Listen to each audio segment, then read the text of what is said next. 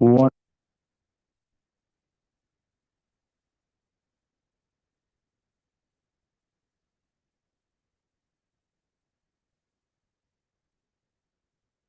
Advice. You're always allowed to advise.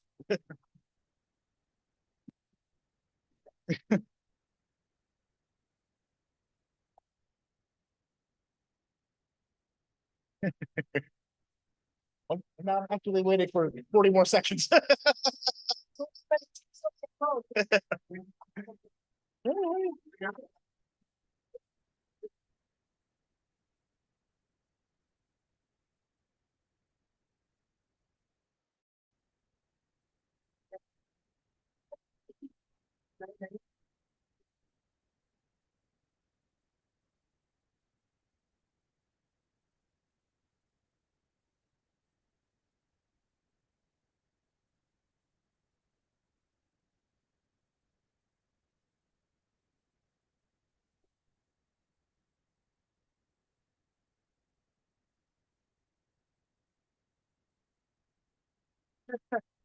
I know.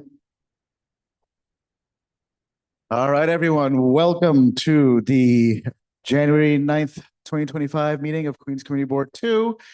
Happy New Year. Thanks for making it. Good to see you all. If you would like, we'll start with the Pledge of Allegiance. I pledge allegiance.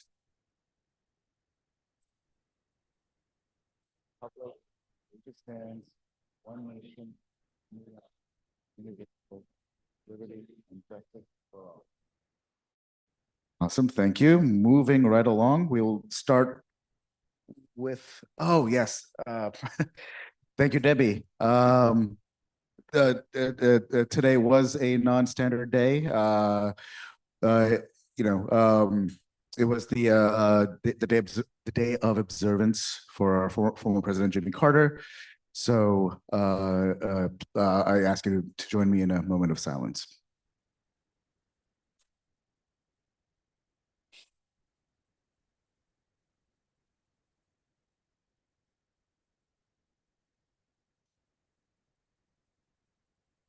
Great, thank you. And personally, one of my favorites, Jimmy Carter. All right, so let's get started with comments by any public officials.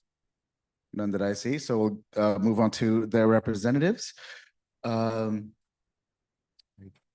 don't see, I'm just going down the list. Evelyn Lee from Congresswoman Grace Meng's office.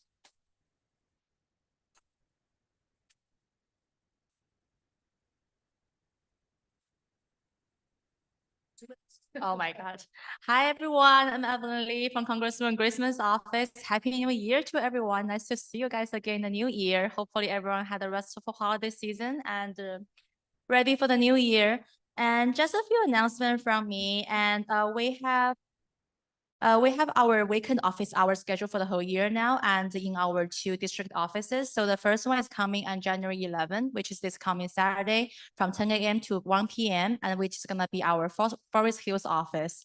And then the second one would be the February 9th in our Flushing office. And I will send out the flyers later so you don't have to take all the address and everything. And we have one coming each month. So people, if you don't have time to reach out to us, coming to our office on the weekdays, you have a weekend opportunity to come to us.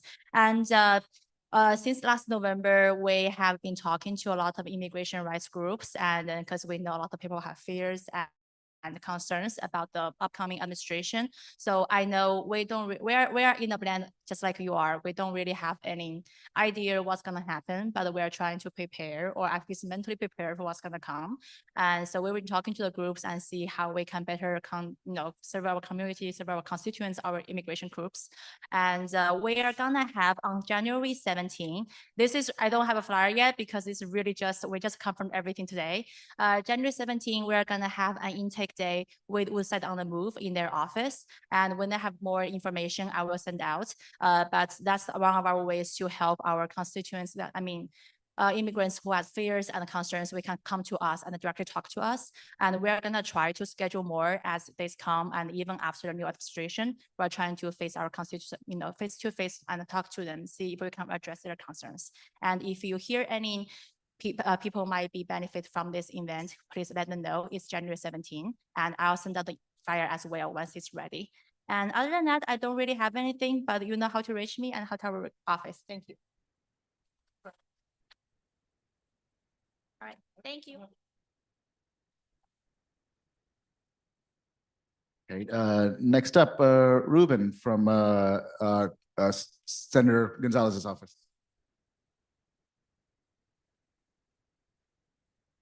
And welcome.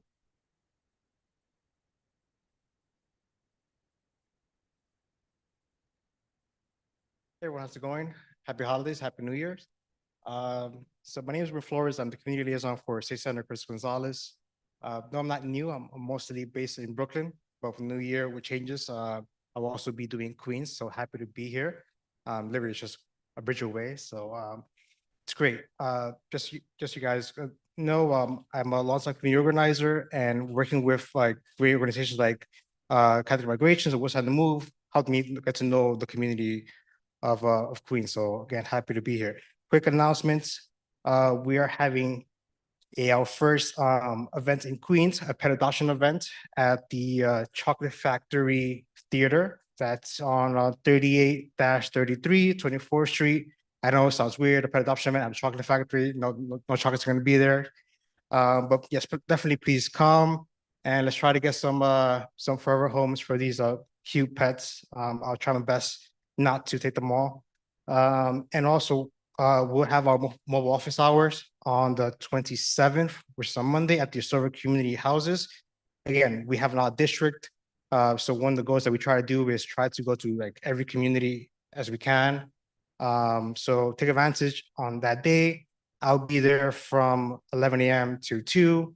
So you want to come, if you have some issues, concerns, heck, if you want to come have a cup of coffee with me, I appreciate that. That'd be great. So please feel free. And I'll have some cards as well and flyers. So again, appreciate being here with you guys and looking forward to working with each and every one of you. Thank you. Go for it.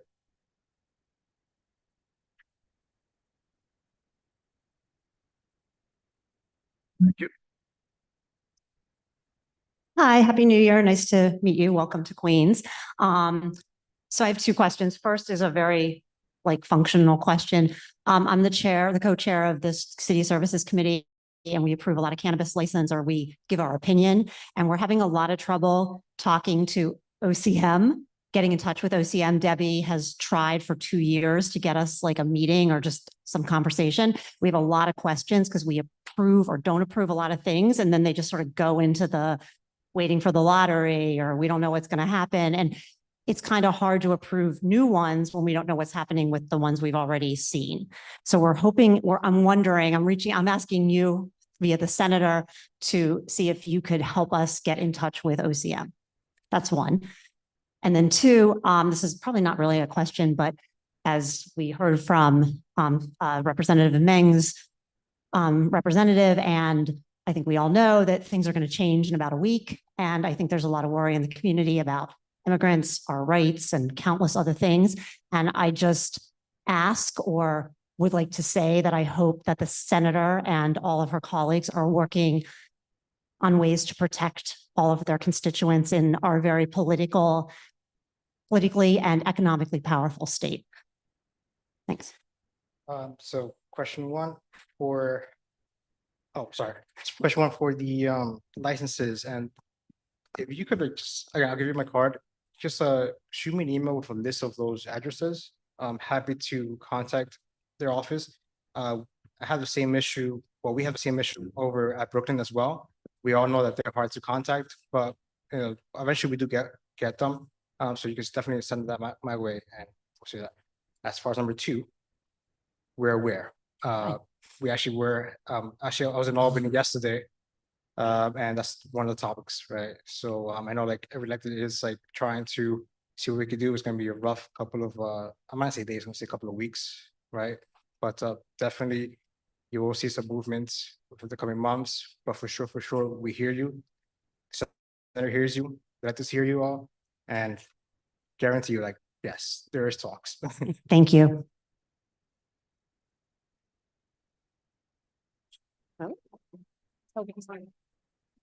All right, next is Mercedes from Senator Jenner's office.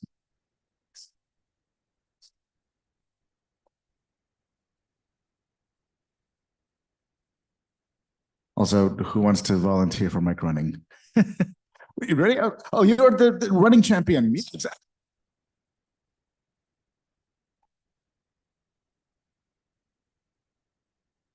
Good evening, everyone. Happy New Year. And again, thank you for having me. I'm Mercedes Jennings. I'm from State Senator Michael Generis's office. Just quick few updates. As you are aware, yesterday, the senator went back to Albany, start of new session. As you know, this is budget time and also considerations for legislation. I know a couple of people in the community board last month gave a few ideas for me to bring back to him. That's definitely on our list, especially in consideration of AMIs, for example. If there's any other ideas that you have that you want our office to consider for legislation, or if you plan on making a trip to Albany and would like an audience with him, please feel free to contact me. My information is over there. I always bring my cards every meeting. So please feel free to call or email me and let me know. And we could find a way to coordinate that so you could have a sit down with him if need be, if you're in Albany. In addition to that, about next 2 months, I'll probably announce it at the next meeting. We're trying to organize another Real ID sessions. We're going to do it in the parts of the community that we didn't do the last time. So we're trying to do one in Woodside Houses, for example, one around like the Forest Hills area, because we have some of that section, and another in Maspeth Town Hall, for example, just to kind of hit up the communities. And I don't know if we did Sunnyside, but if we didn't, we're trying to hit that up as well. So because starting May, if you want to go into federal buildings or if you want to travel domestically, you need a Real ID.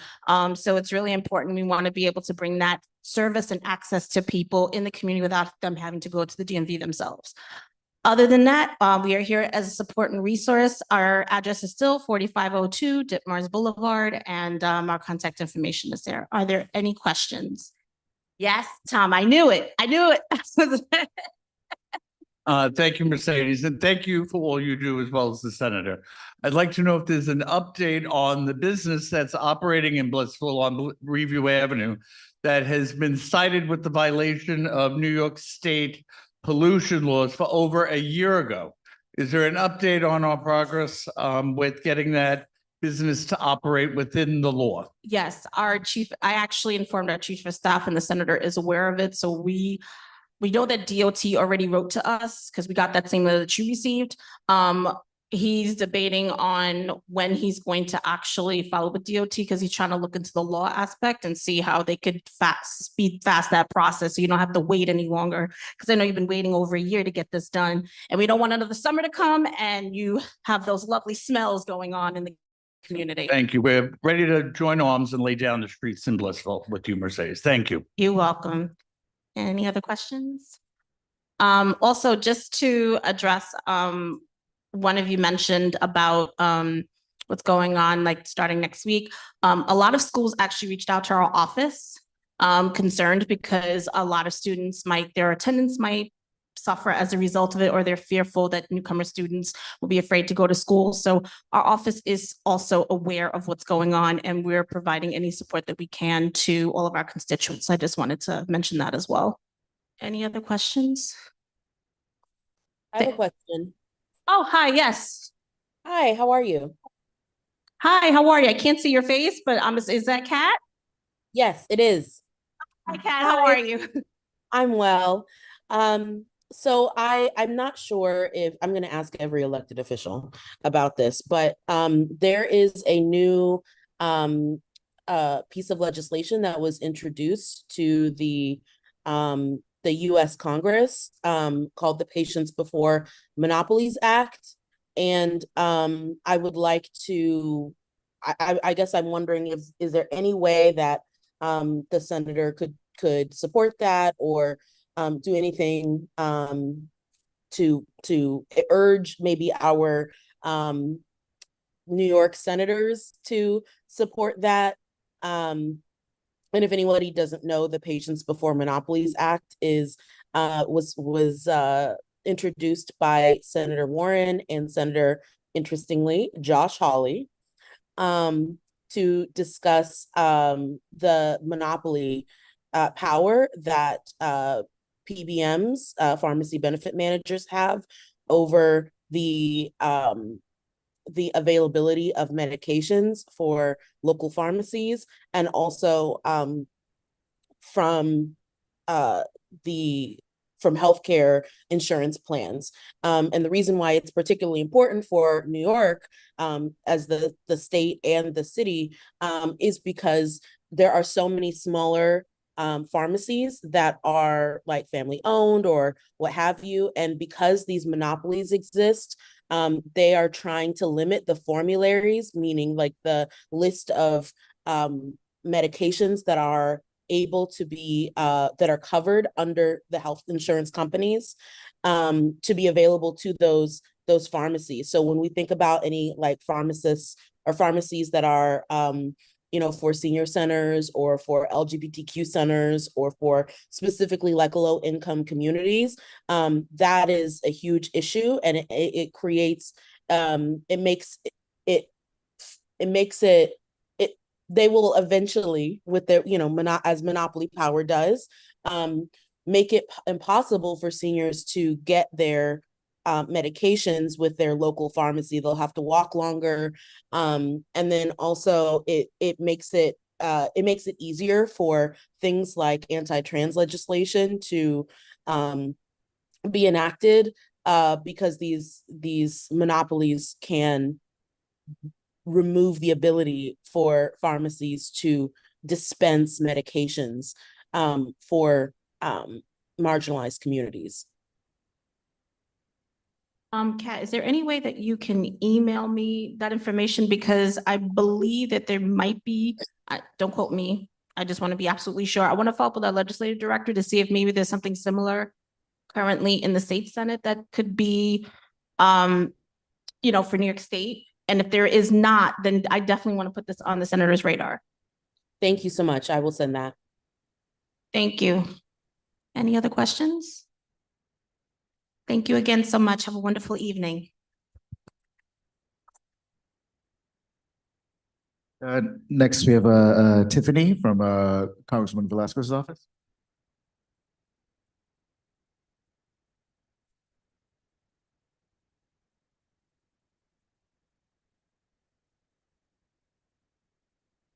All right.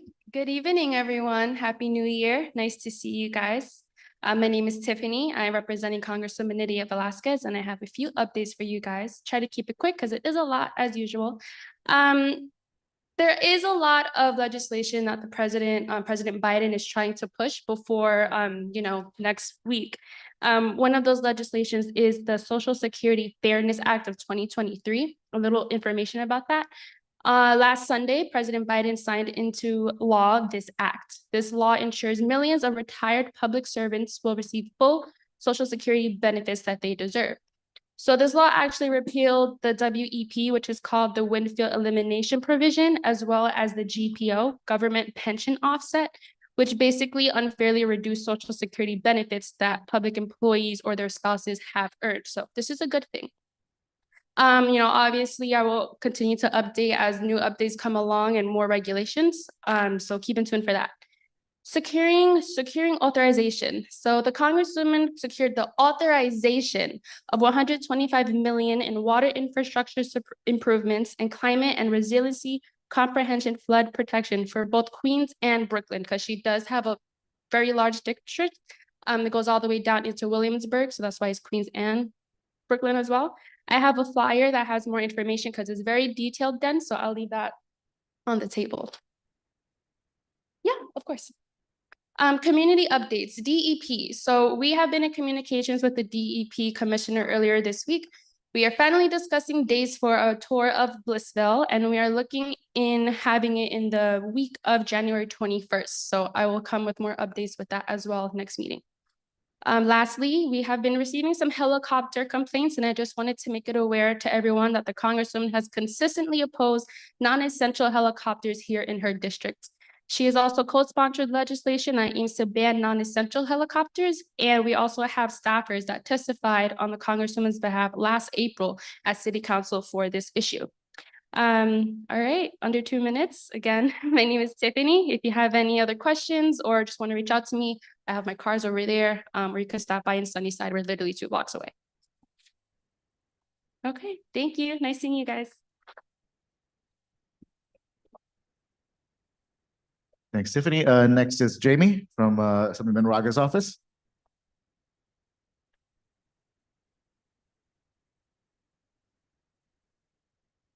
Hi, everyone. Happy New Year. I hope you all had a very restful holiday season. My name is Jamie. I'm from Assemblymember Stephen Raga's office. As Mercedes beautifully said, session is back on. So the Assemblymember was at the in session doing the swearing of oaths, and he's really excited to continue fighting for bills and budget items, for example, that promote government transparency, that promote education, and medical debt alleviation. So I want to do a few recaps. So we'd like to thank those who participated in our sock and toy drive. We partnered with the nonprofit, The Solution to Hunger. We were able to give a bunch of socks and toys. So thank you so much to all those who donated. And also wanted to, in regards to the legislative updates, the Assemblymember is introducing a bill that would allow students to use the Excelsior Scholarship to apply to not only tuition, but also to room, board, and other education costs. The Excelsior Scholarship is a great scholarship. It's able to cover a lot of students' full tuition, but a lot of students who qualify for the scholarship, they receive other forms of aid such as FAFSA and other scholarships that cover the tuition. So they have thousands of dollars that could really help them purchase books, could pay for the room, pay for food. But unfortunately, that money currently is going wasted. So the Assemblymember is really excited to be advocating for this for all the students in New York State. Another bill, for example, that he introduced last year is the FOIL Act. So pretty much the Freedom of Information Law allows people to request information from city and state agencies to get a lot of information that is not easily accessible to the public. He introduced this bill to give a 5-day deadline to agencies to respond to people and say, we got your request, we're on it, we'll get it to you within this amount of days. So he's also really excited to be championing that again this year. And for some budget priorities, he's really excited to again be championing for Mitchell-Lama funding. He successfully secured 80 million last year, but he definitely wants to get 200, 300 million this year and really focus on New York City, Mitchell-Lama. Sorry, I could talk about this all day. So let me just close. That will also be having a legal clinic with CORE, Communities Resist, at our district office on January 22nd from 9 a.m. to 1 p.m. So those who are interested in getting legal assistance, or if you know someone with housing matters, that'd be really great. And the last thing I'll mention is that I hear a lot, unfortunately, a lot of worries with the new administration coming up. Our office also has been hearing from schools and from constituents. And in December, we started compiling a list of resources and partner organizations so we can be a lot more proactive with this upcoming administration. So if you know anyone, please send them my way. I'm always happy to give you my number and email. And I'll take any questions if you all have any. Okay, great. Thank you. Thanks, Jamie. Claire from Borough Hall.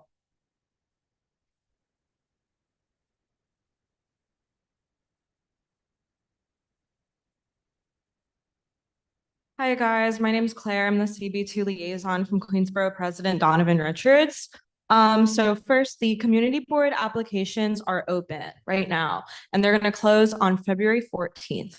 So if anyone's interested in applying, or if you are a current board member up for reapplication, submit that application at queensbp.nyc.gov. Online is preferred, but if you need to, you can have a paper application available upon request. And if you're not sure of your status, if you're a current member, you can reach out to our director of community boards, Michael Carlier. His email is mcarlier@queensbp.nyc.gov. All that information's on our website too.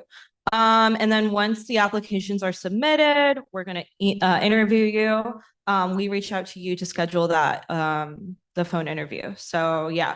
And then events quickly. Tuesday, January 14th at 6 p.m., we're hosting a virtual parent advisory board meeting. And all parents and caregivers of school children are welcome. And then on January 16th at 6 p.m., we're having our Haitian Independence Day celebration. This is going to be held at Borough Hall.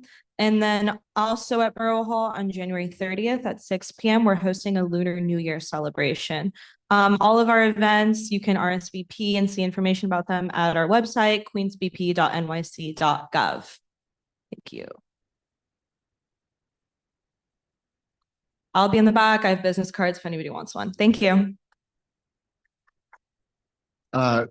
Questions are for board members, but please ask the question offline. And Farah from Councilmember One's office.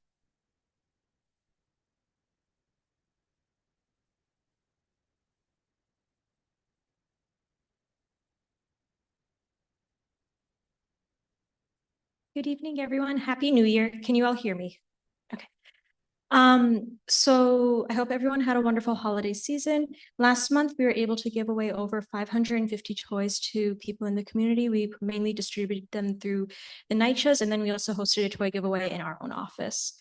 We're also hosting a housing lawyer for free in our office every other week. So basically twice a month. Through Communities Resist. Right now they are Mondays 1 through 4 p.m. If you are interested in seeing the housing lawyer, you can feel free to contact our office and I'll help you schedule out an appointment with the lawyer.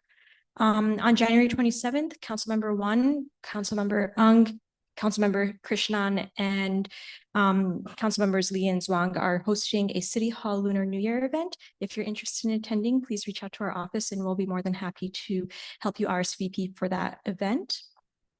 In terms of budget, discretionary applications have opened up for nonprofits only.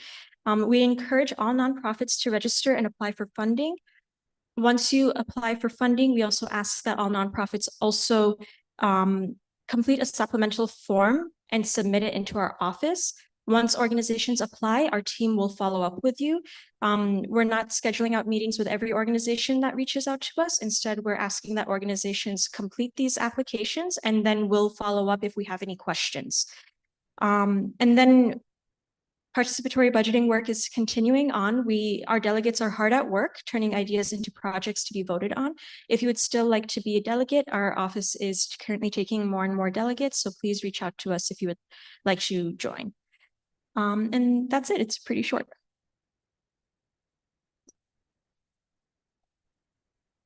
Thank you, Farah.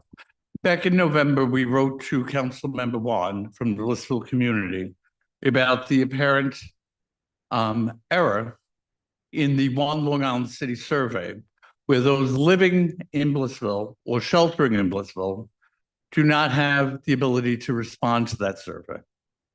It's apparent to us, and we feel that this is just another matter of ongoing marginalization of Blissville. We've written asking for how is this going to be corrected, and we've had zero response. We've also had zero outreach, which was also promised in the marketing material. Can we have an answer about how is the council member going to address the failure to include Blissville in the One Long Island City survey? So I appreciate you asking that question, Tom. I took this survey, or I opened the link to the survey after, I want to say sometime earlier this week, just to see how to use it and everything like that, because I actually haven't taken the survey. And I've noticed that some neighborhoods are explicitly named, but because there are so many sub-neighborhoods of Long Island City, if we were to name all of them out, it would kind of become very overwhelming. And so we just wanted to make sure that If I may, Farah, the only neighborhood in Long Island City was left out was Blissville. Let's be clear. It's the only neighborhood that was left out. And there is no way to answer the question, where do I live? I must answer none of the above. All you had to do was include the word Blissville. And I don't want any more response. I'd like to hear from the council member. Thank you, Farah. I understand that. There are a lot of technicalities with the survey itself, so I know DCP is here, they can address that later on. But I do want to say that there are multiple parts of Long Island City that are not explicitly named. And so I do want you to understand that we're not leaving Blissville out explicitly.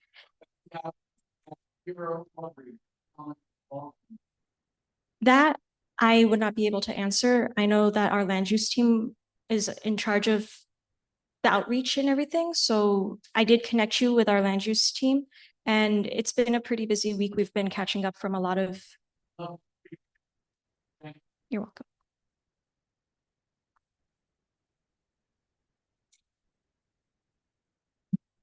Somewhat related to that topic, and I don't mean to pile on, but we saw the numbers that came out, I guess, the in between week of the holidays about homelessness, and that New York City is at a record level. And obviously, many of the shelters are in Blissville, and many of the shelters are in Councilmember Juan's district. Is there going to be outreach, and can the survey be taken by those who are unhoused in our community? Yes, of course. The survey does allow people to put in their addresses. So like I said, I took the survey earlier this week. As somebody who works in Long Island City, I did fill out the survey and I was able to put in my address, even though I live in Sunnyside. And so everybody who takes the survey has an opportunity to put in their address, even if it's not explicitly named. And so if you live in a shelter, if you are unhoused, if you are street homeless, you are able to take this survey regardless of whether or not your neighborhood is explicitly named in the survey. I would just suggest some outreach, because not everyone who is unhoused is, Right. going to just be online. No, I definitely hear you on that. And we do have an organization that we're working with who is doing the outreach, but again, it does take time.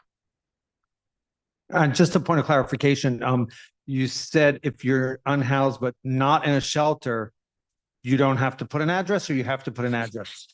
It's not required to put in the address from what I remember. Okay. But I think DCP is here. They might be able to clarify on that, but I know that you can Right. put in the zip code. And if folks don't have access to a computer, if they're unhoused, is there another way they can communicate? I don't believe there's a paper copy, but if somebody, usually the outreach teams that are out there, they can help you apply or, using Thanks. their phones.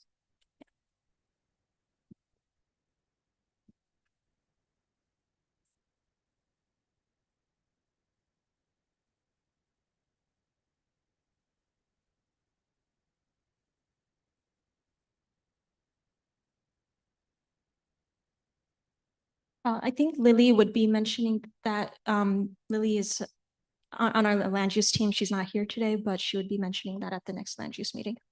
Yeah. Thank you. Have a wonderful rest of your nights. Yeah, Fanny, I'm just asking that you save your question during like the land use committee. Yeah, great. The land use committee.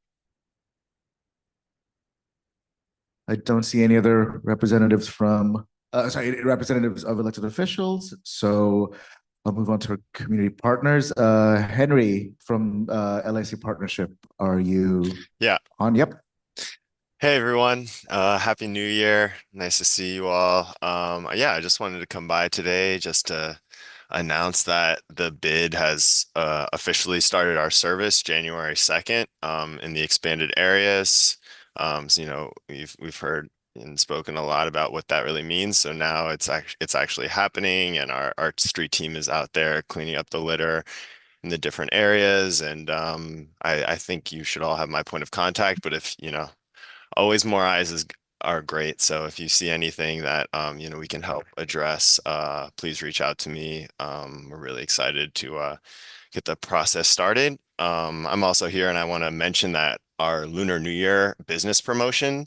So we're highlighting that Long Island City is the fastest growing Asian population around the country, and we're just highlighting their businesses, asking the businesses to like hold promotions for Lunar New Year, as well as some events surrounding it. So it's going to start January 24th and end through the end of February. So look out for all different promotions and events going on in Long Island City. in the upcoming months. Thanks so much. Thanks, Henry. Tom, you have a question. Thank you, Henry.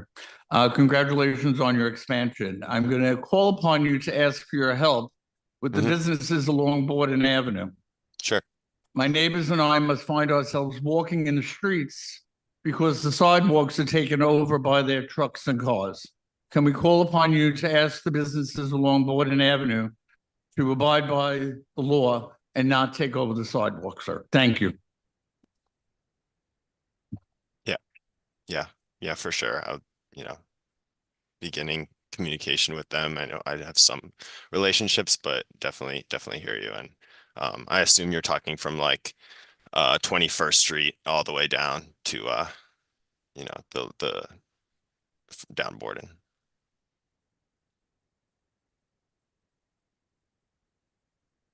Any other question from board members? Sorry, Fanny. Board members. Nope. All right. Thanks, Henry.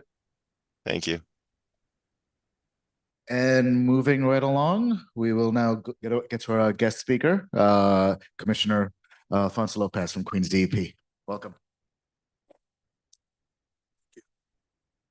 And thank you all. I got to tell you, I was excited to come here today, not just because I want you all to be aware of this new role. I keep telling folks we're flying this plane as we're building it.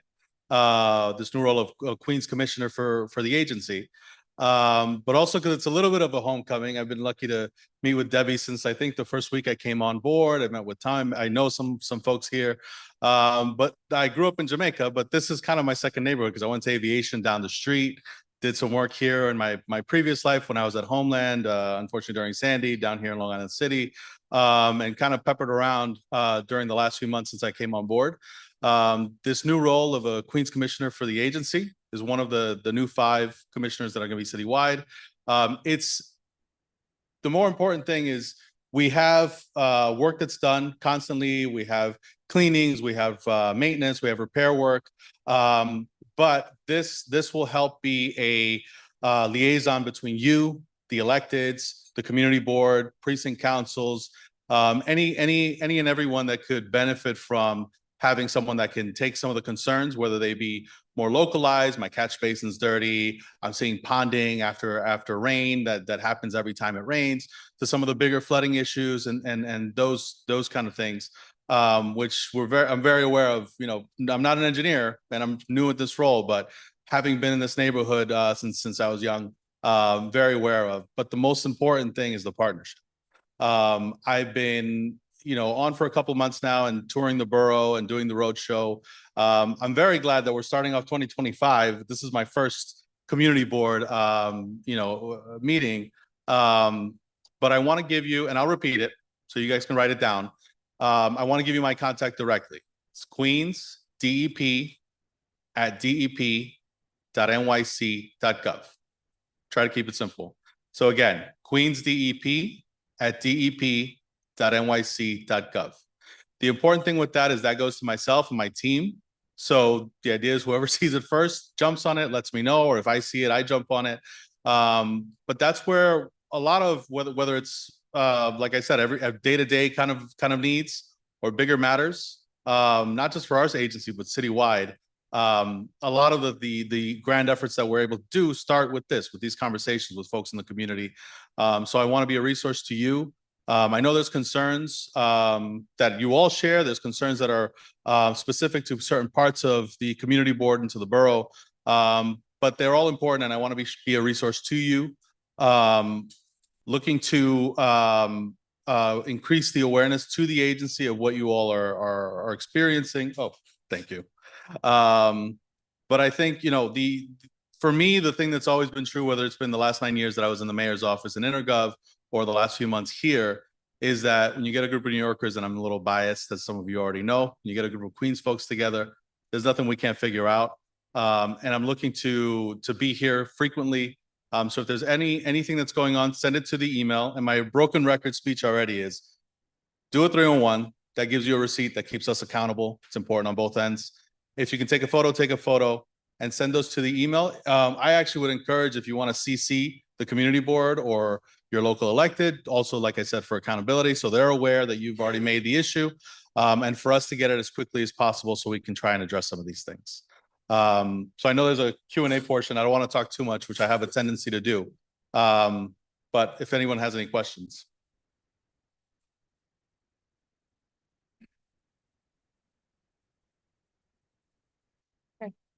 Hi, Laura, I chair the Environment, Parks and Rec Committee. I was wondering if you can tell us about any agency initiatives to reduce permeable surfaces in CB2 to prepare for major storm and rainwater events. So I know that there's a couple things I can say, and you know, like I said, I'm new, so I'm happy to get back to you guys. But I know that there's through engagement, and I want to thank so I've worked with some of the electeds, with Councilmember Juan, with Congressmember Velasquez on issues like Blissville, which we're going to do a walkthrough too. Jumped ahead of me, but that's okay, I'll forgive you. But we're doing a walkthrough around Blissville. We're going to be doing a walkthrough with the community board, just in areas around outside of Blissville, so we cover the whole district. But I know that through some of the conversations that happened before I got here, we've had so we call it like the gray and the green infrastructure come in. I know around like I believe it's Ravenwood houses, we've had a lot of porous concrete come in. We've had some rain gardens, which I've come to learn is something that folks either they love them or they're like, hey, you got to maintain these things. They're a little unruly, which we also do. So that you can also 3-in-1 and send to me. So what I encourage folks is, if there's areas of need, if there's things in particular or areas that you see trouble or that these things could be useful, send it to the email that I just shared with you. Always CC the electeds and the CB, and we can keep those in mind. I can be sort of like the cheerleader for some of these things. I think that's part of the unwritten part of the rule. You know, this is what we're hearing. This is areas that folks are seeing need. So some of that stuff has come in before I got here, so I'm not going to take credit for it, but it's sort of around the borough, and I can actually share. I could probably get you like a list or a graphic or something, so we can work on something like that. Okay, and one more question. So the placement of bioswales, right now there is a major push around the city. In fact, Councilmember Juan introduced legislation to daylight intersections. But all of the bioswales we've seen go in recently are one-to-one, basically sidewalk squares. How can DEP and how are DEP and DOT working together? Because we could have bioswales in bulb outs and curb extensions that would also make our intersections safer. Okay. I know I've been lucky just in the last few months to work with my counterparts, specifically tasked with Queens, from DOT, DDC, planning, and a swath of agencies, to share ideas, share information. I always say my role is to make sure I hear you all, share with smarter people than I, and then put those folks together. So I would say if there's anything that outside of what we're already doing that could be useful, just send it in. Call it in with us. I'm always happy to come down and we can have like a smaller discussion, whether it's with you or with you and other folks that you think would add to the conversation. We can do that at any time. It would normally take me like 15 minutes to get here, I think, just jumping on the train, if the train cooperates. But that's another thing that's available to you now with having this role. That would be greatly appreciated, because normally when things from DEP come to the board, it's to notify us. It's not at a point where any feedback is truly meaningful. Yeah, and sometimes that happens, to be frank, right? And but I think let's take advantage of the fact that like we can do this. We can get together and get information from you who are experiencing it, and I can share it with folks. Thank you. Mm-hmm. Sir. Thank you, Commissioner. First, thank you for visiting Blissville yesterday. We appreciate you listening. We appreciate your attendance yesterday. I look forward, as do my neighbors, to your return visit. My only ask tonight is when the Department of City Planning and Councilmember Wong come to you regarding infrastructure improvements, specifically sewers, as part of the One Long Island City project, to please remember that Blissville is Long Island City, albeit the Long Island City on the other side of the tracks. We are part of Long Island City. Thank you, Commissioner. And you have amazing pierogies. We figured that out yesterday.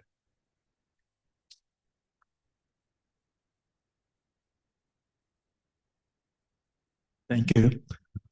Welcome.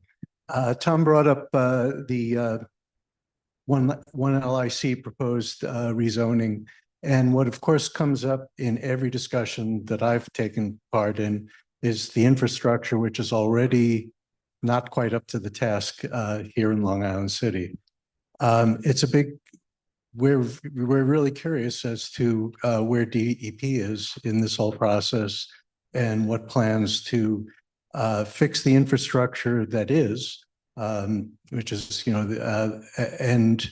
and going forward, how would you deal with this, what really seems to be a potentially massive increase in residential housing here? So I think a couple things in terms of how to address some of the concerns from the community.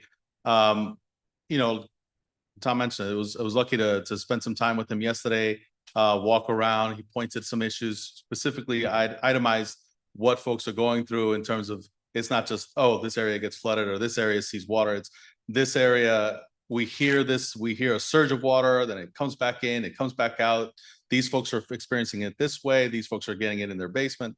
And so it's those kind of details that I think are really important for me to get from you all. And a lot of that is really going to benefit from just being present, being in the neighborhood. So like I said, anytime that I can come out, see you all, talk to you all, walk around and see these things firsthand would be helpful, so I can relay that message back.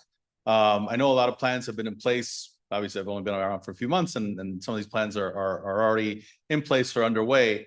What I've seen is that the benefit of having interagency coordination, which is I saw that from the moment I came over here.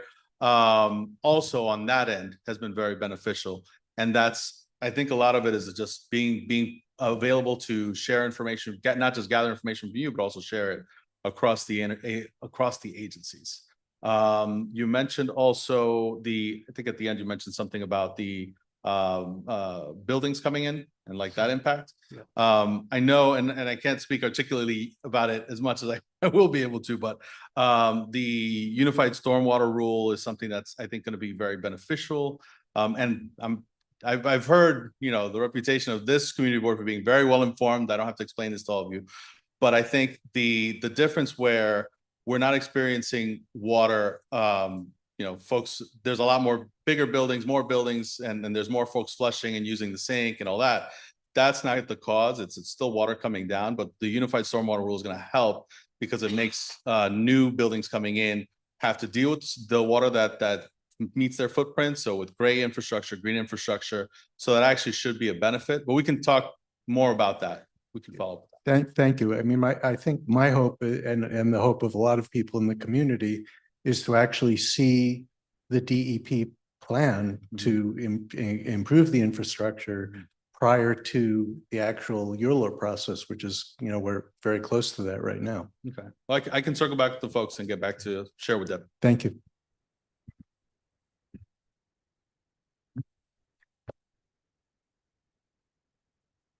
Hello.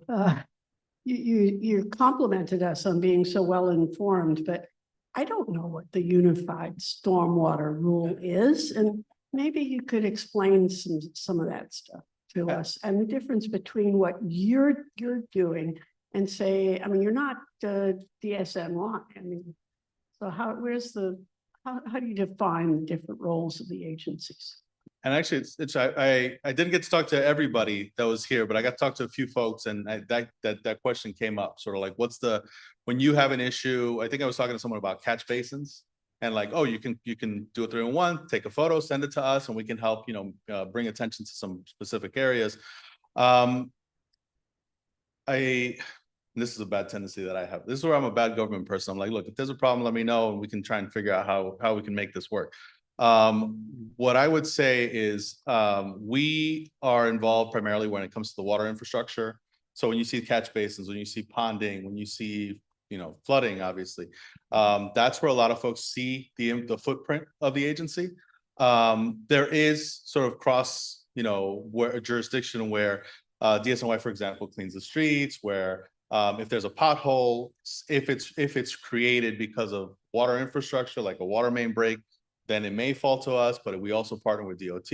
So these things can kind of cross lines to make it to make your lives easier, is the way I like to put it. 301 kind of helps guide where some of these go, but the agencies talk to each other. So if for example, you see something, in a roadway or a ponding or a flooding, if you do the 301, you send it to me and CC the community board. If it's ours, then we can proceed. If we see that it's not necessarily ours, and we've done this with other community boards with other issues, we'll talk amongst ourselves. And then it's like, oh, well, it's not really ours because we don't have water infrastructure. It's actually more of a roadway thing. DOT, this is you. Or DOT will say, oh, this is something that we've noticed, pothole or an area that's depressed. It seems to be because of a water situation. We'll look at it and be like, oh yeah, it is actually us. So that's why I always, broken record, 301, photo, number, send it to us. Yeah, so and look, I'm still understanding it myself, but the easiest way that I've come to explain it is it's requirements for buildings that are coming in for new buildings.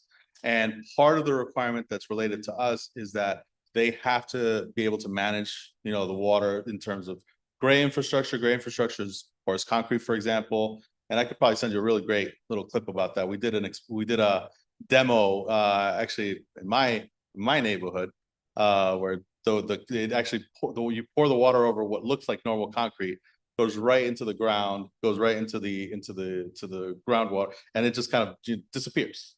So it's actually really. I'll send you a clip about that.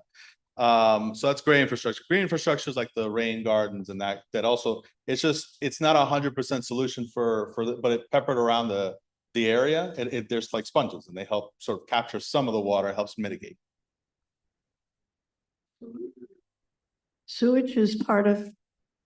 So yeah, so when that'll come into play sometimes if there's a break or if there's a clog and like you start seeing water coming out. We've done actually nearby here, we've done cleanings, we can have a team come out. If you're seeing water, they'll investigate, and if there's a clog, for example, they can clean it out. Usually that helps alleviate. We hear about backups and so on in Blissville. Backups as well. Every time I see a huge building going in, I'm just thinking of all that stuff. I wonder how they manage it. And if you see backups also, basically anything dealing in that space, 301 it and send it to us, and we can take a look at it. If it's us, we can fix it. If not, we can also talk to our fellow agencies. So who is managing the combined sewage? That's us. That is you? Yes. Okay. All right. Thank you. Sure. Maureen? Oh. Go ahead. Okay. So first, I just We'll want do to two for one. You can both go. Yeah. So first, I want to reiterate everything that Kenny said. We both are Long Island City residents, and we are both concerned about One LIC and how that's going to play out. And I just want to, by reiterating it, I want to say that in every rezoning meeting that we've had, and there have been many, not even counting the ones that we've had for the 10 rezonings before this one, sewers is always the number one concern. I know that sometimes I can't flush my toilet and I live in a new building. So it's a real issue, but there are other environmental issues that are being, that are already in place, but are going to be further hurt by the rezoning, like the extreme temperature on the ground. We have a lot of pavement, a lot of concrete, and wind, which definitely is a thing today, but the tall buildings make for more wind. And I don't know if that falls into your area. Oh, and then the last one is some of the ground soil. A lot of the ground soil is very toxic because of the industry that was here in the last century, and not maybe the best practices that we follow today for dumping toxic waste. So seeing those issues addressed is really important as well. And I think deeply concerning, along with sewers and many other things as we go into the rezoning, or we are at the rezoning. So that's all. But, and just real quick, those are the kind of things that I think would be important to share it with me, and I'll be here after the meeting. But you can send it to the email. We can reach out to me. We can come back here and talk about it. So just don't be shy. Which I know this group is not. Thank you for coming and thank you for indulging us. Really appreciate it. And thanks for educating us. I wanted to, there's something I refer to and I learned about it a bunch of years ago as the flush factor. It's not unique to Queens or even New York City or New York State, but places around the country and in other places around the world. Think about the impact of, one flush, two flush, three flush. When I first moved to Queens, it was a remarkably different landscape, especially when you look at the skyline of Western Queens and when you look at Long Island City. And, to Kenny's point about the explosion, I think it was a few years ago, is more development under construction in Long Island City than any other single place in the United States. To think about an aging infrastructure, sewage, et cetera, when, you had one tower there, it was one thing, and then another and another. And then, while New York City has had a little bit of a decrease in population, Western Queens and Queens overall has been increasing. And so, when you multiply, how many people in an apartment unit, how many apartment units per floor, per building, how many buildings have been added, and you quickly get to an exponential number of toilet flushes, which tens of thousands, hundreds of thousands, and over maybe a year, millions of flushes. What is that impact of the flush factor on our aging infrastructure? And that's one of the reasons I think, when Danielle spoke about how people are talking about sewers. It's not a sexy topic. A lot of people don't want to talk about it because it's not a ribbon cutting, et cetera. But, our board is really concerned about this because we know we've been unfairly burdened with a huge population explosion, which is having a tremendous impact on all of the infrastructure from transit to sewage and environment and water. So how can we keep, I know we keep talking about, keeping an open dialogue, but, like Kenny's point about how can we see a plan of what does the sewage look like right now? What's the plan for 5 years, 10 years, 20 years? Do we have anything like that? How can we help and discuss that or advocate for it? And I'm just taking notes so I can circle back with my folks, but yeah, I know I remember when I went to high school here 1,000 years ago, actually 24 years ago, which is wow. But it's it was very different here, right? Like it was a lot of I remember a lot of warehouse type, small warehouse types, and it was the school. Master Billiards was over here, or we used to sneak over there to play afterwards, and then have to change your jacket because it was it still had smoking inside. It was, like I said, a long time ago. So I know that a lot of these changes folks are concerned with because I know folks here, I can safe to say, probably lived in maybe the same place, same neighborhood, or maybe even the same home for decades, right? I also left for a while. I came back and I'm back in the home I grew up in. And so I've been there for 40 years. So I know what that's like. So I've taken notes on sewage and the impact of sewage and to see if there's some sort of breakdown. I know that when you look at some of the new building, like I was talking before about the rule, there are some benefits that folks should see in terms of stormwater and the stormwater, but I get that this is also, and when you look at it, a lot of the things that people care about or are impacted by are things that don't make the front page. So it's important to look at those things also. So I'll go back to my folks and we'll circle back, and fortunately you guys have Debbie that will keep me she's itemized. So yeah, we'll follow up. But thank you for making that note. My turn, if I may, before Kat. Yours. So I can do this all day. Well, none of us want to be and keep you here that long. A couple of questions for me. You said we're planning additional walkthroughs with CB2 folks. Yeah. So right now throughout the district. Yeah, we want to do. We've been working. It's a little bit of just scheduling at this point, but want to do a tour of Blissville. Yep. And just with a couple folks see some of the issues there.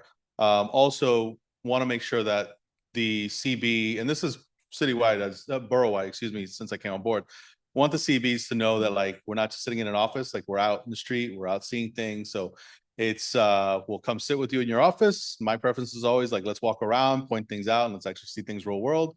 So we're planning one of those. We were talking about that. So I think those are the two most immediate. But if there's ever a need, whether it's to come here, to sit in the office, to walk around, if something comes up, just reach out. When the weather's less miserable, maybe LIC or something. Listen, as long as I tell folks, I was away for a little while from New York. I got back finally, full time a couple of years ago. And I'm like, as long as I'm within the confines of the 5 boroughs, I don't get hungry, tired, cold, hot, whatever. Like, you can call me anytime. Awesome. And As long the as I other get a question, slice, I'm good to go. as long as there's As long as I get a slice, I'm good to go. Sunnyside Pizza down the street. Amazing. The other question is, over the summer, the community board works on our budget priorities, right? Can we, or what's the best way for us to stay aligned with and coordinated with DEP as well? Sure. Yeah. I believe there's a process. So I came in and I think those were just happening. So I believe there's a process that exists. I can follow up with the team who's already done it in previous years. But like with anything, if there's ever a question or need to like talk to myself or other folks at the agency, just reach out and we can sort something out. Sounds good. Thanks. Kat. Yeah, so I am, you don't know me, but I am the treasurer of Community Board 2. And we have had, since I've been here, since 2021, we have had the highest on our priorities, the flooding issues. And I want to, I think I believe I sent you, as soon as you told us your email, all of our budget priorities so that you understand like how long they've been there and what the priorities are. But I also want to sort of just share something that you don't necessarily need to respond to, but just a general sentiment that, with all due respect, your association with the community as like gone to school or what have you is not relevant to whether our community members can flush their toilets and have sewage-free basements and survive flooding in basement apartments. So I just want to be like really clear when you talk with community boards. We are all so tired of the flooding and, you're being associated with the community, again, is irrelevant to your job. But thank you. Okay. Yep. Go ahead. Thank you, Mr. Commissioner, to join with us. I have two general and safety issue question. I'm not sure it's related, but I have to ask. Few days ago, when I take my cup of water, I saw is a different color and it's coming some smelly, but it goes out like after 10 minutes. What is the reason for this one? The first question. I know this can be sometime road work or like some other department working and dirty coming inside, so it can be hassle. So the one. Secondly, what is the procedure for the school kids for the water purification? Okay, so you're right. I know that we had a water main break. I want to say about a week ago that some folks in the area did experience some discolored water. I don't know if it was related to that. So afterwards, if you want to give me your information, we can look into it specifically. But the council member had reached out to me, I want to say Friday or Saturday. I got to go back and look at my emails. It seemed like some of that was related to that work, and that can happen. Basically what happens is when we have like a water main break, for example, and we have to cut the system to do the repair. Once we turn it back on, it can move sediment, and sometimes that's what it is. It just kind of depends on the case. But I know that can happen, and so we flush the hydrants in the area to sort of help alleviate some of that sediment and get the water clear again. If that ever happens, I would encourage you to reach out and we can investigate and see sort of what the specific cause is. Because it's this area, it may have been related to that. So we can follow up. And you said in terms of the school kids, water purification, you mean like for the actual school? If they're experiencing discolored water or smell or anything like that, I encourage them to also reach out. I know we had a water main break near me, Jamaica, about I want to say 2 months ago. And the school custodians and the administrators were in the area, and we were in contact, and we were able to answer some of these questions for them also. But it can be a case by case, so it would be speculative if I just jump and give you an answer. But connect with me after this, and we can get checked. Sure. Oh, wait for the mic. Sorry, we are used to sometimes if the water is a problem, smelly or something like that, what you do in our home, we boil the water.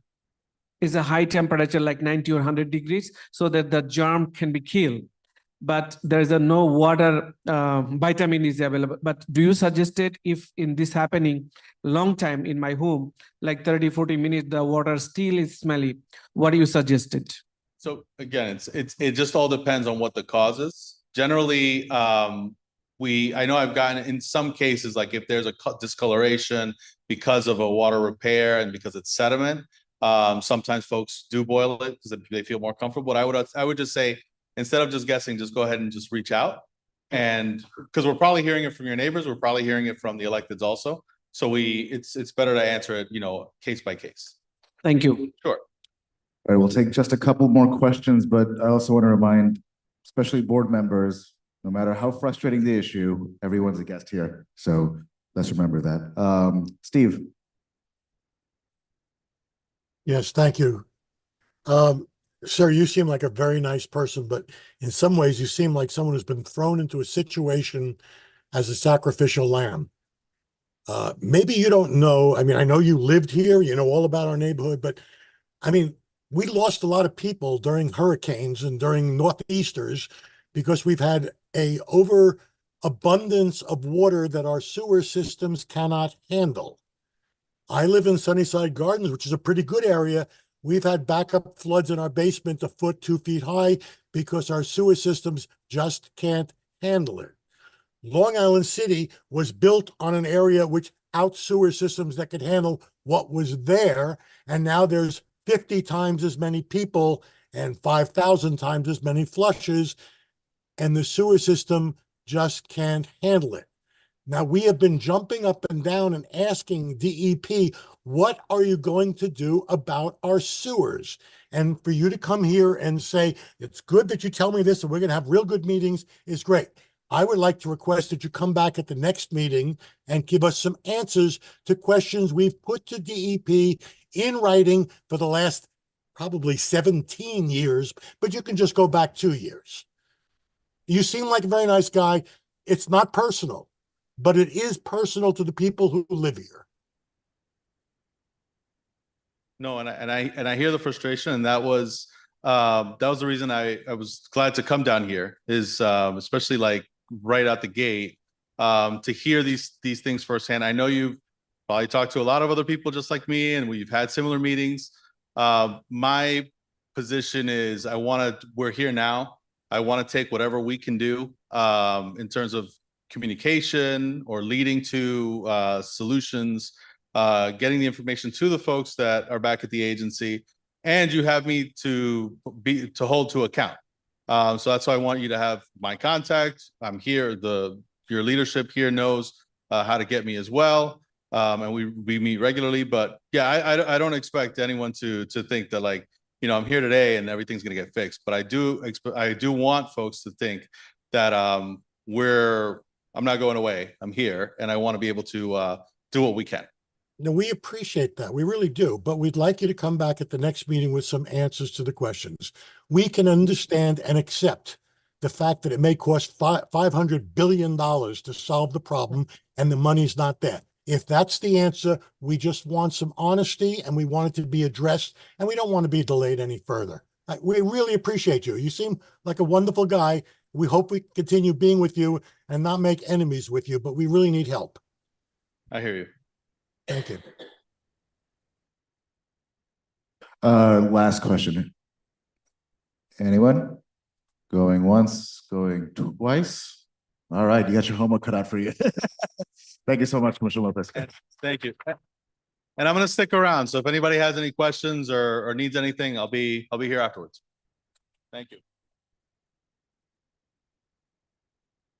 All right, thank you, Commissioner Lopez. We will now move on to general public comment. Please keep your remarks to 2 minutes. Mark, if you want to flip the timer around. All right, Charlton D'Souza.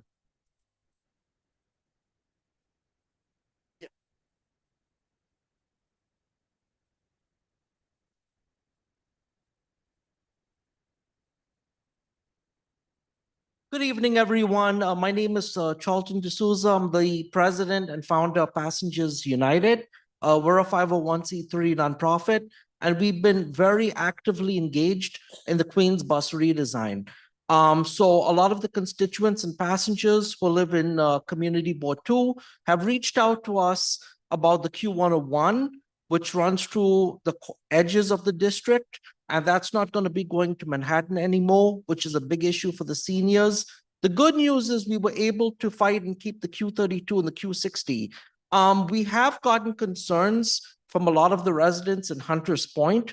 They want a bus that runs from Astoria, that runs down 21st Street, Hunters Point, and then goes in the Queens Midtown Tunnel. And that would end like around 6th Avenue, 34th Street. And the reason why is because the 7 train is very unreliable, especially with congestion pricing now. A lot of people can't fit at Hunters Point Avenue on the 7 train. They got to wait a few trains before they can get on. So especially for the senior citizens, people with limited mobility, it would be great to have that bus. We're willing to work with you guys because we're the transportation experts. We know how to get it done. And, you know, we're willing to work with anyone else, but we want to see this bus route for your community. And also night owl bus service is something, I know the Q32 does not run overnight. The last bus is like around 1:30 in the morning. And I've been saying for years, we need the Q32 running all night so that in case the 7 train breaks down, and anyone who takes the E and F train at night knows it's a disaster. You're waiting on the platform for 30, 40 minutes. This community deserves better. And even though, you know, Community Board 2 doesn't go all the way up to Astoria, all these neighborhoods intersect, right? What happens in one community board or one neighborhood happens in another. So please go to passengersunited.org and you can see all the information on the Queens bus redesign, which is going to be taking effect. I believe the meeting, the MT approval meeting is on the 27th or 29th. Thank you. Oh, I'm sorry. I do apologize. Can you say that bus route again? Because I need that bus, but I want to make sure it goes the whole. So we don't have, we're calling it the Q92 bus route. Yeah. But it's a bus. So you're talking about the bus that The one on Hunters Point, because one of the issues is that if you live like Queens Plaza or Court Square, really, you want to take the ferry. It's like it's not really easy. If you take the 7 train, you're still a distance from the ferry. If you walk, it's about a half an hour walk. So a lot of the constituents that reached out to us told us that they have unlimited MetroCard and they don't feel like paying an extra $4 for the ferry. So they just want a bus because, you know, the 7 train is so unreliable and there's so much development happening throughout Queens. And so that's why you need that route. So you can meet the demands. I want the bus. I just want to make sure it goes the whole distance. Yes, it would. Yeah, okay. So, but again, you have to remember, this is up to the MTA to decide. All we can do as a nonprofit is make a suggestion based on the community's input. It's really the MTA that decides it. But there was even a petition for this, and they had reached out to us. So, you know, we're really excited. Bless you. I just wanted to ask, what would you like for the board from the board to help? Is there a specific ask you have from us or? Sure. So my understanding is the MT is having meetings starting tomorrow with Lucille and Kate and all of them about the Queens bus redesign. I would like community board members to come, but I would actually like to have a Zoom meeting with some of the community board members so we can actually draw out maps and proposals for you guys. And then you can look at what we're proposing based on our conversations with constituents and, you know, people who live in the community. And then, you guys can either approve or disapprove, or, discuss it at your transportation committee meeting, which we would be more than happy to attend. If that works for you guys, whatever works for you, we're willing to work with.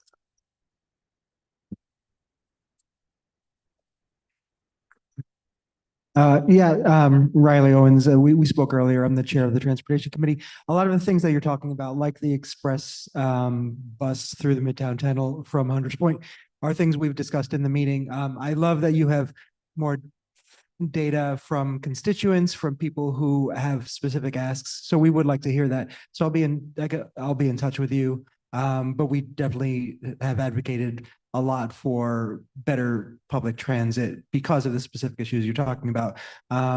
As far as the new Queens bus map, we can certainly look at that. Yeah. And we also have a report on our website. Our planners did go, in the last report we submitted, we actually went through that because we had spoken to a lot of constituents who told us they can't get on the 7 train. Sometimes there's emergency breakdowns in the morning. And even though you're so close to the east side, sometimes the ferries have issues. There's been issues with that. So yeah, any way we can help.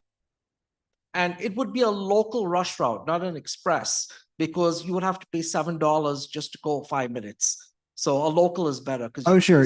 Yeah. And I think we were talking about a dedicated bus lane through the tunnel. Yeah, exactly. And over the bridge rather than an express. Yeah. Right.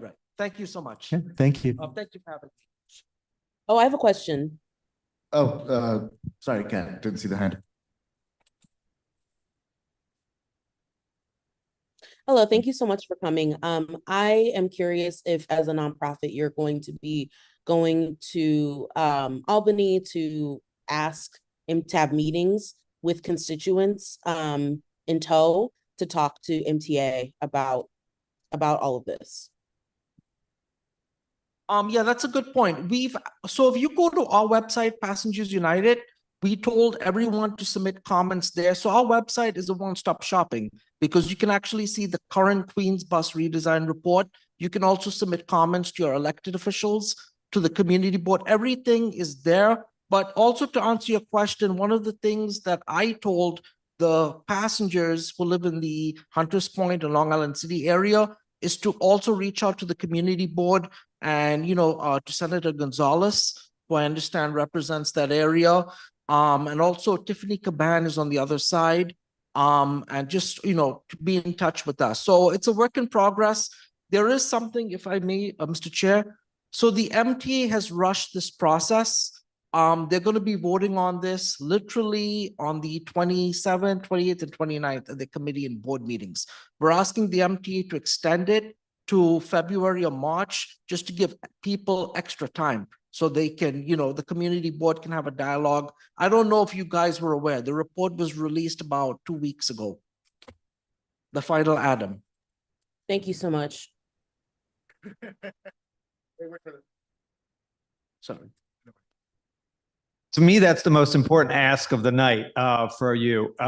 Is that something we as a board, because if it was just released 2 weeks ago, and if it's just asking for an extension, could the board write a letter in support of extending the decision for the MTA?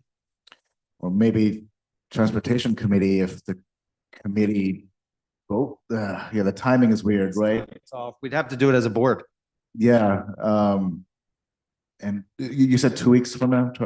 That's my understanding because that's what General Lieber said at the last MTA board meeting, that they were going to be voting on it in the January board meeting, which shocked us all because how can you release a final report, a final report a week before Christmas, and then you expect everyone just to, rush it through in January, at the end of January? I mean, that doesn't give people time because of the holidays and everything. Is this something the executive committee can take up? Oh, that is something we talked about, right? If there's a issue or something, again, parliamentarian and 2 former parliamentarians ago. This is a question for both of you, and Debbie. If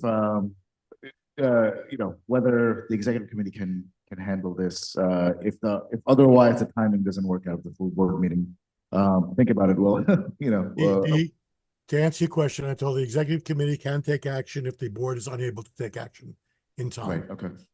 Okay. But we could also do a motion tonight and say that if the board wants to write in support of an extension, that's possible if we want. If full motion is possible, and the agenda is fairly late today, so, Laura. Yeah, just want to clarify that this was a 5-year process. And what was released at the end of December was merely an addendum to the final plan. It's not radically different from anything we've seen before. Yeah, the Transportation Committee met last night. As Charlton mentioned, there are briefings, all starting tomorrow and all next week. I think it would be sufficient for individuals to attend those, honestly, and just let the MTA know if there are any oversights or any tweaks that would be necessary. Support that as well. Yeah, quickly, please. I was gonna make one suggestion. Lucille and the team at New York City Transit, they're pretty good. So if you guys were to type a last minute letter and submit it by the 27th or 28th at the board meeting, and we'll also mention it in our report, we'll actually draw a map. And that's what we would need to discuss with you guys, the specifics of how you guys want the route designed, the stops.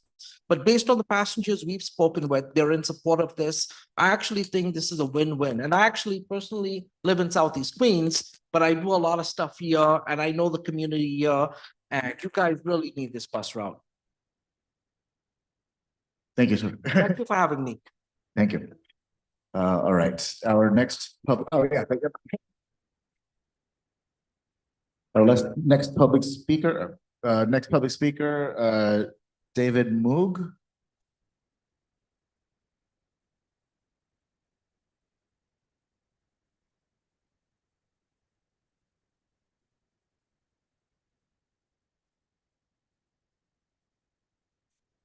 No problem. Hi, I'm David Moog. I'm a 30-year resident of Sunnyside. I'm a homeowner for the past 28 years.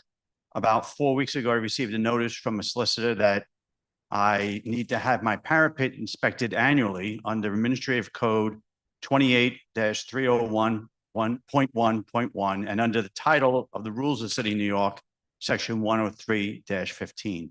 Those two rules and administrative code requirements require an annual inspection for every homeowner in the city to have an annual inspection done by a certified inspector. I feel this requirement is burdensome, especially with people on fixed incomes. I'm a retiree, and that I want to appeal to the Council Julie Wan's office to have this law amended, to have that the inspections be required only when a new roof is put on the house or when the property is sold. I feel it's burdensome to have an annual inspection of the parapet. My house is about 100 years old. I've had it pointed. I've had the roof replaced twice. And to require hundreds and hundreds of homes in the Sunnyside community and Woodside community to be inspected annually and have that inspection kept on record, I feel is a burden to the homeowners. So I appeal to have this law amended. It was passed 2 years ago. We were never notified of the law, and nobody knew of it until a mason started slipping these notices under our doors to get inspections done. We're supposed to have inspection done by December 31st of 2024. So I believe that this law should be reviewed again and amended. It's burdensome to homeowners, especially people like myself on a fixed income. Thank you. Thank you. Oh, yes. Yeah, I'm a homeowner too, and I haven't heard anything about this. Are you sure this is for real? It sounds almost like the Masons are trying to drum up some business. There is a gas line inspection. That's more like every 4 or 5 years, 3 years, something like that. It's not every year. I contacted Council Julie Wan's office on this, and it is an annual inspection. I looked up the administrative code on it, and it was passed 2 years ago, and it took effect for 2024. So it probably is the Masons Union trying to drum up business, but I feel it's really burdensome. I have a copy of the New York City Building Department industrial notice for it, and it is an annual inspection. The only people exempted are people in detached single-family homes. People in any attached or semi-attached brick homes with a parapet that's on the public thoroughfare need to be inspected every year. What defines a parapet then? That I'm not sure. I know my house has a parapet. I know it's a flat, I have a flat roof, the parapet. But many homeowners in my area have gotten these notices slipped under the door. It's the part that extends. That's like the 3-foot high part that sticks up. And so there's hundreds of those homes in Sunnyside, in Long Island City, and Woodside. And Holy moly. And like I said, I understand the safety issue, but every 10, 15 years, people get their roofs replaced. If you want to require an inspection at that point, I feel that would be normal or upon sale. Sir, is it all homes or multifamilies? All homes, all homes. Because I'm aware of the multifamily. I wasn't aware of a regular home. Thank you, sir. The only exemption are 1 or 2 family homes that are fully detached. Thank you. I was not aware of this. Thank you.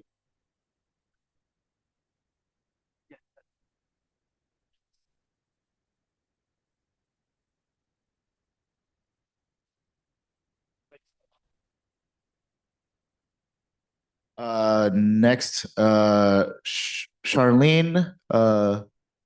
Ogbeni. You sign up online. If you're on Zoom, feel free to come off mute. Charlene, going once, going twice. I'll come back to you after Jolie. You want to talk about the helicopters online? Ah, there you are. Okay.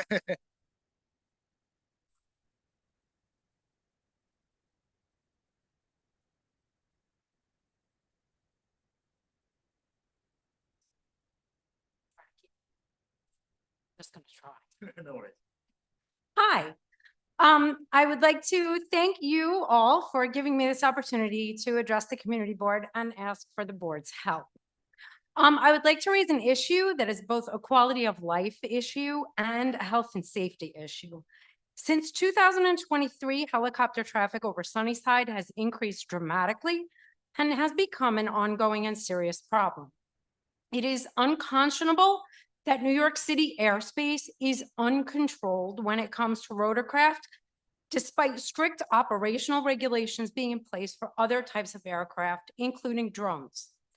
The neighborhood has recently become attractive for non-essential helicopters, which are constantly in the area at all hours of the day and night, every single day of the week, including weekdays, weekends, and holidays.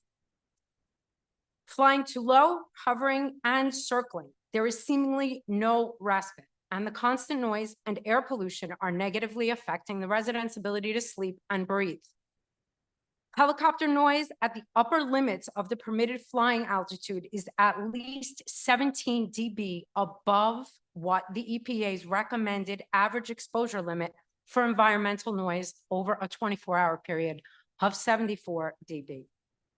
The most commonly used fuel for helicopters is aviation gasoline, which contains 3 times the amount of lead that was used in leaded gasoline for cars. The deleterious effects of both environmental noise and air pollution on human health are well documented and have been since the 1970s. I have made numerous complaints to the EDC and the FAA with no impact on reducing the amount of hovering, low-flying helicopter traffic. The responses I have received have been to deflect responsibility and offer no avenue for resolution or relief. Last sentence. Why is New York City permitting helicopters to aggressively hover and fly way too low over a residential community for hours on end? Somebody needs to investigate what these helicopters are doing and what they're looking at as they present a serious threat to the safety and well-being of Queens residents. Thank you. My name is Jolie Kumanali. For the record, I also have a copy of this. Would you like it? Thank you. I actually have a question. Yes. Is this Billy Joel? Because he flies in every month to play at Madison Square Garden. I have a I don't feeling. know, but this thing is here at like 3 o'clock in the morning, 2 o'clock in the morning, 1 o'clock in the morning. It's not like normal helicopter traffic. And if it is Billy Joel, can he please bring me red wine so I can deal with it? Really? Really? Thank you. Yeah.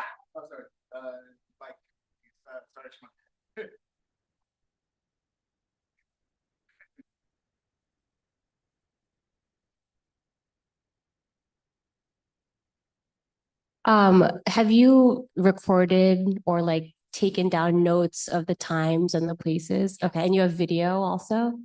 Or photos? Okay, and you've been sending them to where? The EDC and the FAA. Okay, I've registered over 100 complaints with the EDC. is there an agency that we can recommend to her, like in terms of city agencies, or we can send that to? Or Federal issue, Debbie? federal, okay. Federal issue. And then where in Sunnyside are you that you're hearing it? 47th Street, 47th and what? between 39th and Skillman. Okay, okay. I think the Congressman Velasquez office would be a good person. Okay, great. They're amazing. Good. Maury. Sorry, wait for. EDC, the Economic Development Corporation. Oh, okay, but not the EPA? Not the EPA. The recommendation is not to talk to the EPA or the DEC. Oh, wow. Which is like, what? This is a responsibility of the EDC or the FAA. I've complained to both of them and they both tell me this is not our jurisdiction because it's a helicopter. So they're apparently, they can't fly above 2,000 feet of altitude because of radar. And anything below that is completely uncontrolled, which is why it's ridiculous to me that New York City airspace is uncontrolled. Nobody's responsible. And you've contacted both state, the federal senators? No, only one of them. Okay. Only one of them. Thank you for the help. Do you ever check the the helicopter tracker app? Yeah, so do you know if these are like tourism helicopters that are coming out of New Jersey? I have no Like idea. going up the East River and down, or are they transportation flights that are going east-west? It wouldn't make sense to me that they were from or associated with New Jersey. It would make more sense that they're from or associated with Long Island. Because New Jersey is gonna go in the other direction. Right, yeah. Other parts of the city, I know like tourism companies, like where people just pay to take a helicopter ride to like see the city from above are a big problem. Just want to try to parse if these helicopters are associated with that, or if they're transportation out of a helipad or NYPD or the news or. It's definitely not NYPD or the news. These helicopters are like black most of the time. I don't know if they're tourism, if they're a commuter. I don't know what their purpose is. Fair enough. Thank you. I don't know all the details or how this is even allowed, but there's also essentially an Uber of helicopters company and Blade that's developed, I think, become operational more recently. And because we're in a flight path between like airport, Manhattan and JFK, or that might be unfortunately part of it. So maybe there's something legislatively.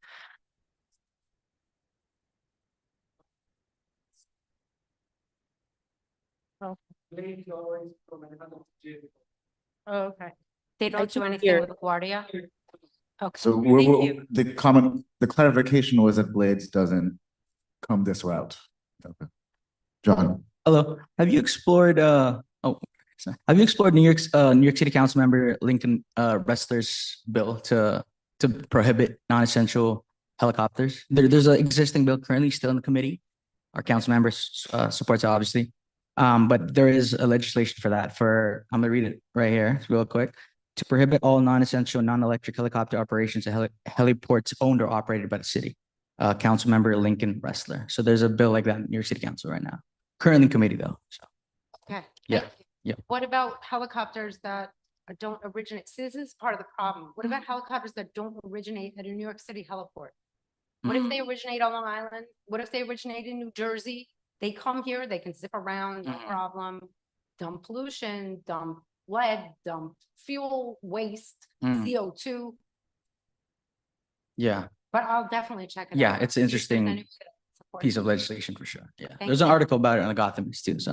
Okay, I'll look for it. And Board Member Jolly Patel's, Jolly, do you want to say this yourself or? Feel Sure. free. Yeah, go ahead. Yeah, I just posted a link to this grassroots organization. I had met one of the volunteers. They go around to collect petitions regarding noise complaints that were made due to helicopter noises. It's called Stop the Chop. I added a link to the chat, so that might be a good organization to connect with if there's a petition that you could potentially post on their site. Awesome. Thank you so much. You're welcome. Thank you. Thank you. Okay, last and final time, Charlene, are you here online? If not, we will move on from public comment. Anyone else online? If you want to raise your hand on Zoom or here? Okay, great. I know Lisa's just upstairs, but I think we are, I was gonna stall before, but all right. I think we are ready to move on to board business. Thanks, everyone. Public comment is now over, and we'll start with attendance. All right. Thank you, Chair. Happy New Year, everyone. Let's start it off with Amparo Abelbay. I'm present. Virtual. Right. Nelly Afshar.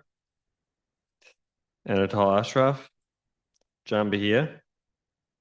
Anne-Marie Baranowski. Carisha Batan. Nick Berkowitz. Present virtual. Okay, thanks. Cap Bloomfield. Present virtually. Thanks. Danielle Brecker.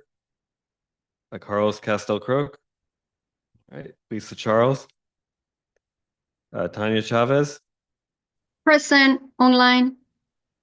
Okay. Osman Chowdhury. Excused. Steve Cooper. Virtually here. Thanks. Warren Davis. Excused. Lisa Deller. Excused. Okay. Maura Gallinoy. All right. Thank you. Somnath Gamir. Present online. Thank you. Dr. Ross Janutzos.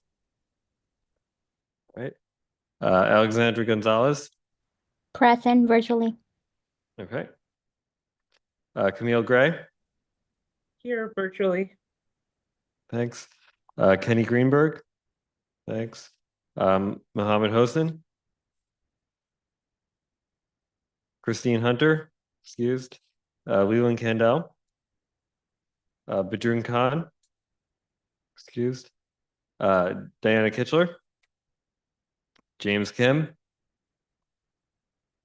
Here physically or here virtually? Oh, perfect. All right. Heard you, didn't see you. Thank you. All right. Pramit Kumar. Chimang Lama. Sheila Lewandowski, excused. Benjamin Lucas. Absent. Patrick Martinez. Tom Matutsas. All right. Eric Narberg. Andy Olivares. Present virtual. Thank you. Zishan Ott. All right. Riley Owens. Jolly Patel. Here. Online. Perfect. Thank you. Maya Saab. Excused. Norberto Sodana. Laura Shepard. Ryan Smith. I am here. Caroline Spitzer. Lauren Springer. Akello Thomas. Absent. Mary Torres. Excused. Letitia Vasquez. And Michael Zurab. Present virtual. All right. Thank you very much. We have a quorum. Yeah. Thank you, Debbie. Thank you, Ryan. And thank you for helping us make quorum when it's breakout. All right, and next is the approval of minutes. And this month we are approving November and December, well, both November and December together. I think the issues were resolved, so I think we can vote for both of them in one go. So motion to approve the minutes. Anyone second? Maury. Any discussion? All right, all in favor? Any, there was an online hands too. Any, it's unanimous, okay, no abstentions? Abstain. Okay, good. Okay, Kat is abstaining, one abstention. Cool. Great. So now we'll go to the chairperson's report. Where are my notes? Sorry, 1 second. But then I need 2 devices for notes today. All right. All right. So Happy New Year, everyone. Hope you all had a great holiday break and a nice new year. I did the 7 p.m. family ball drop at Alewife because that's my speed now. Everyone who's online and who can be here, both board members and in the community, speedy recoveries, feel better soon. And again, thank you all again for the privilege of being able to chair this again, as well as electing the new executive committee. And speaking of the executive committee, round of applause for Tom Matuzis, for our for our outgoing second vice chair. You have been eternally grateful for you for many reasons. And yeah, you're not leaving until half of us are leaving in 2027. Okay, so priorities for this year include and then the executive committee met yesterday as well, so this is not a surprise. We're gonna start, in addition to the values of inclusivity, transparency, accessibility, and visibility for the board, both for board members and for the community members. Some specific priorities are starting to create reference materials for the executive committee leadership of 2027 and for the board in general at that time. Historic turnover coming in 2 years. Onboarding document for recent and new members. I promised that last year, never got to it. Sorry, this will be the year. Improving posting meeting recordings on various places, increasing the number of survey respondents to our budget priority survey in the summer, and just generally, plugging away at accessibility, including tools and resources. And as Claire mentioned, community board applications are now open.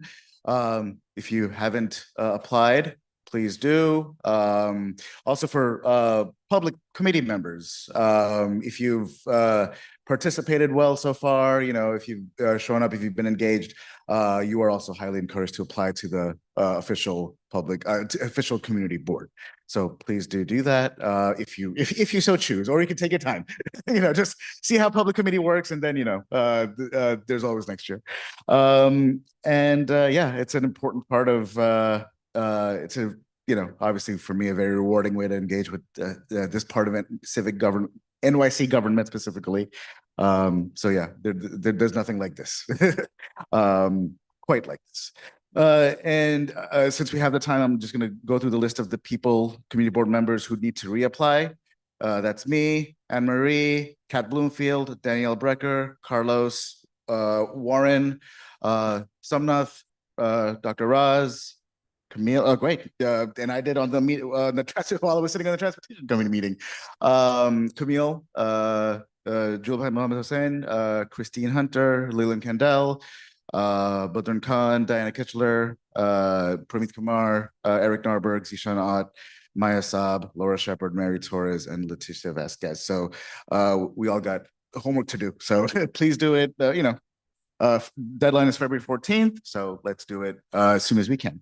And that's it for me. So, sorry, it was communicated to me, and this is specifically a land use issue. You know what, I'm gonna save it during the land use, committee report.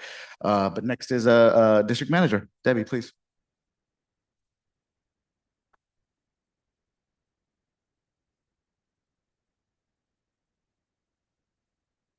Evening, everybody. Happy, healthy New Year. Let's keep all the people in California and the fires in our prayers.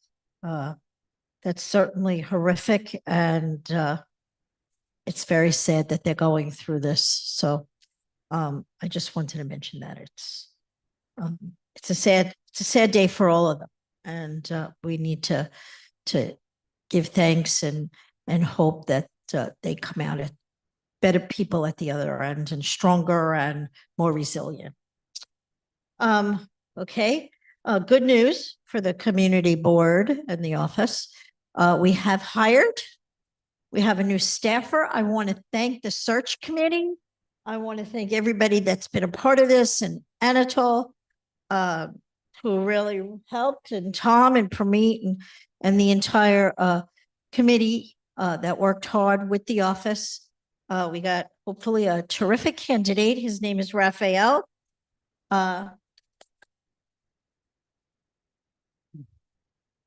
He's starting to be onboarded. He started this week, but he still has to do paperwork and final paperwork with Borough Hall and to get onboarded with his employee ID and all that stuff. So, and go through a background check. So he's here. He did start to learn some new things, and we look forward to working with him for a long time.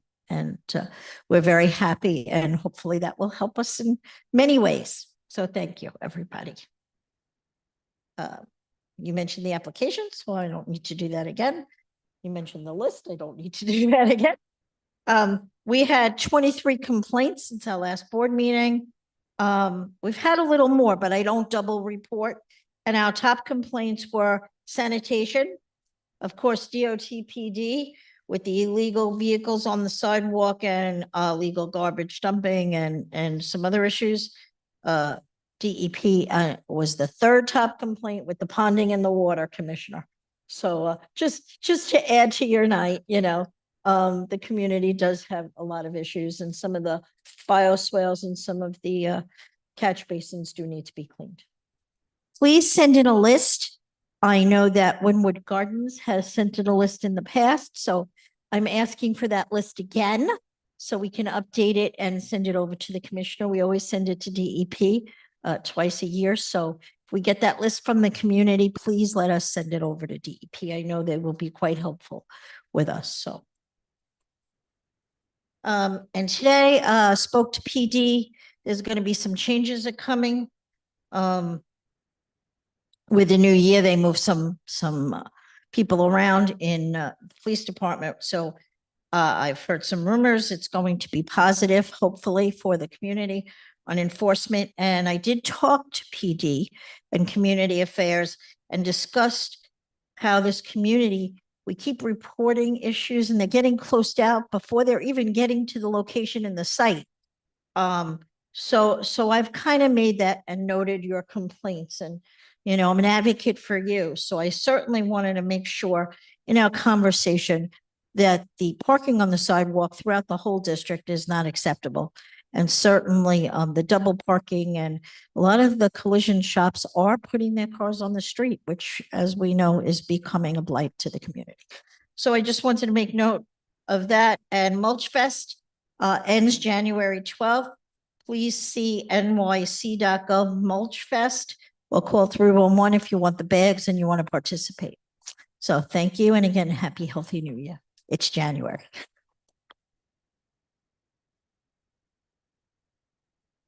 Thank you, Debbie.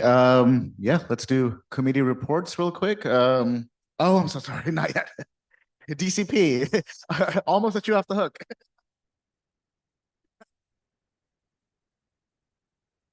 Hi, everyone. I'm Katie Crawford from the Department of City Planning. Last month, I was asked about some updates on the public sites, and I have one for you. So we will be holding a public workshop on the LIC public sites on Saturday, January 25th. This will be midday, so noon to 2 p.m. The workshop will be held at PSIS 78. I have an email that I'll be sending to Debbie with all the information and the registration link. Registration is not required, but it is encouraged because it helps us with room planning. So please register if you intend on coming. And that's all I have. So thank you, and I'm here to answer questions. Lisa, and sorry, I tried to stall before attendance. Hi. Okay, great. Yeah, my question is, how are you doing on the massing studies for the land use committee? Yeah, I think Hye-kyung's going to handle the LIC questions. Hi, Lisa. We are still working on them, and I'm very excited to share with you on January 22nd. Well, not the massing itself, but talking about the zoning proposal with you as we discussed last month. We'll show something. Yes, yes. Actually, while I'm up here, can I talk about Tom, you had mentioned about Blissville, and I'm sorry, I've taken notes over the time that I've been here, just so it sounds a little robotic, but I want to make sure I address it. The LIC project area was selected as it is the last piece of the core LIC neighborhood not already covered by a special district. The other parts of the neighborhood, Queens West, Hunters Point, Southern Hunters Point, Queens Plaza, Court Square, and Dutch Kills are either governed by the special district, or have already been substantially developed. It's an area that has rich transit access that people who live in the area can reach as many other areas of the city and sometimes outside of it as within an hour's time. Long Island City is a desirable area for people to want to live, work, and enjoy the East River waterfront. And we have seen consistent requests in response to this need through separate piecemeal private applications for rezoning. This is an opportunity for the city to look at this area within the neighborhood to affirm neighborhood aspects.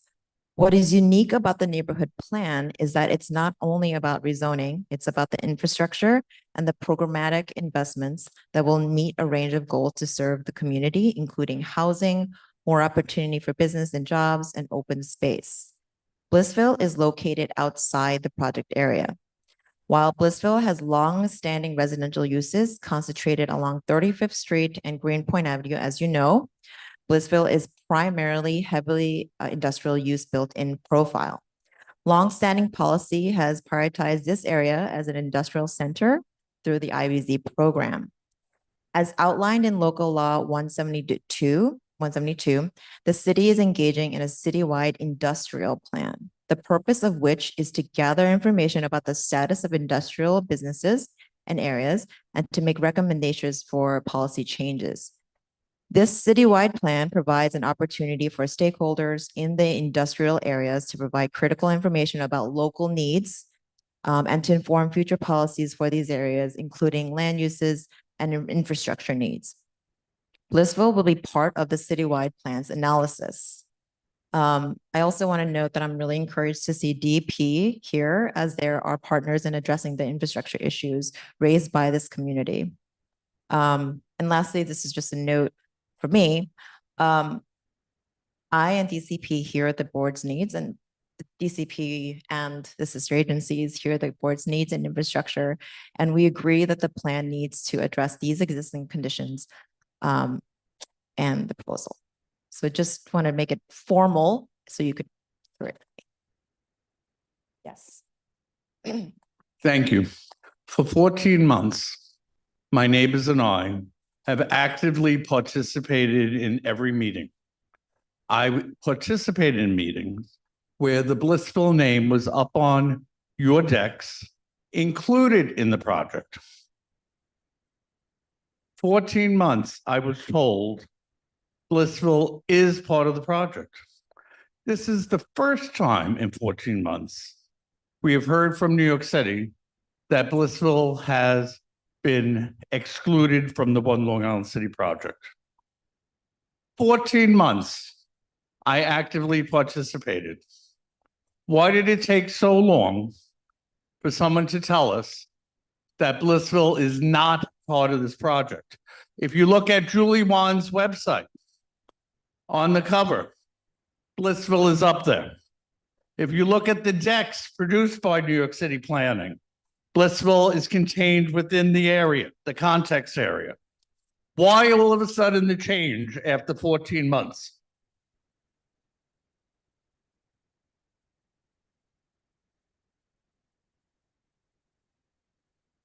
I think it's a simple question. In 2018, New York City found Blissville community a perfect place to reside, our most vulnerable in 3 homeless shelters. How is it that we are a community that can house our most vulnerable, yet we're not a community that New York City would consider as part of the One Long Island City project? I am beyond upset. I think the information that you're sharing tonight is disingenuous. 14 months, we were led to believe one thing. This is extremely dissatisfactory. Do you have a response?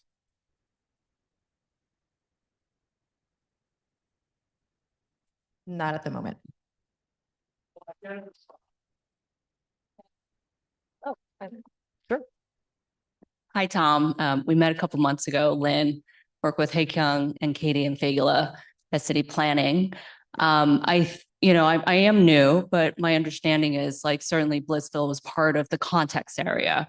And when you do any planning study, we want to hear from residents in the area and in the surrounding area, right? And so I'm sorry you feel the way that you do, but it is not, right now, Blissville is not going to be part of the rezoning area that we are actively. Thank you. So I ask you again, why for 14 months were we told by New York City Planning that we were part of the project? In your decks, we are up there. We participated in every activity. Why did it take 14 months to come up with this position? I'm sorry, I wasn't there. That's not an answer. Not an answer you want to hear. I absolutely understand. I want an answer. The best I The can tell people you- living and sheltered in Blissville deserve an answer. I think the best answer I can give you is that Blissville is in the context area. And we have studied sort of. That means nothing to me. You're telling me that we're in the context area, but we're not. You're not being considered for any Anything. changes. So we will not see any of the promises as it relates to infrastructure improvements. I can't answer that this moment, not at this moment. We won't see anything as it relates to resilient green space. Not right now, but proposed rezoning district is just, it's a line on a Well, map. I do appreciate you finally coming to the table with a real answer. I'm dissatisfied with the fact that it took you 14 months. I think I want to finish my thought. The rezoning district is just a line on a map. And I think the infrastructure and the improvements and the changes that we are talking about that, all the planners are looking into, these are going to be hopefully benefits and impacts that would go beyond the lines that we're drawing. So, if we're adding infrastructure, storm infrastructure in one area, that has a net benefit to the surrounding area. So you may not be in the rezoning area, but you're still part of it. So again, Tom, last statement. last word. and- Last statement. That's Thank all you, I'm trying Chair. to say. I'm sorry. I understand. I think 14 months, Chair, I was led to believe one thing. I deserve the floor. Absolutely. You said areas outside of the line. I'd like to remind you Blissful was in the line of the context area for 14 months. Thank you. Thank you. Kat.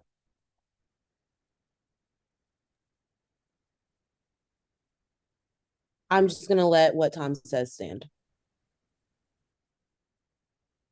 Thank you. Next question, Danielle?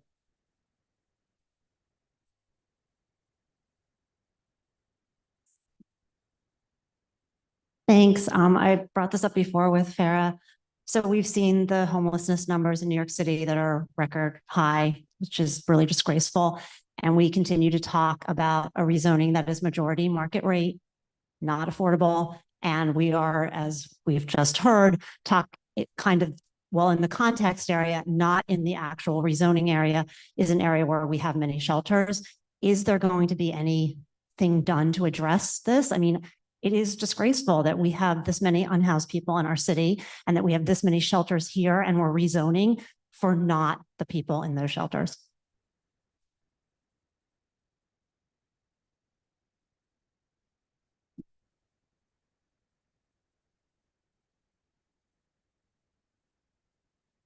Yeah, no, I agree with you. And as a New Yorker, you know, going home every day, going to work, you just see it like anecdotally. You don't need to see the numbers. So definitely appreciate the point. I think what the city is trying to accomplish is to bring more housing. And I know there are infrastructure needs and we need to deal with that too, but we need to just build more. And I believe in, you know, supply and demand. And so as you have more supply, eventually it's going to take a while. I mean, that's the truth. Right. But I think this is one approach, and, you know, and there are other approaches, but as city planning, our approach is to allow for more housing in areas that right now do not have the housing, or permitted. So that's, you know, it's a holistic approach, and the rezoning would not, it's not a silver bullet, obviously, but it's definitely something. It just looks like the priority is not the people who need the housing the most. That's all I'm going to say.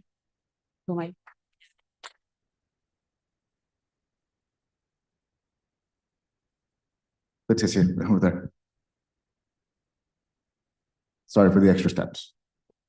So I guess to piggyback on that, sure, you're going to build more housing, but it's not affordable. I think like the average income of someone in New York City is like between 35 and 50 K a year, which is, and the rent for like a 1-bedroom is like close to 2K. So like, how is someone going to pay rent and with that kind of income?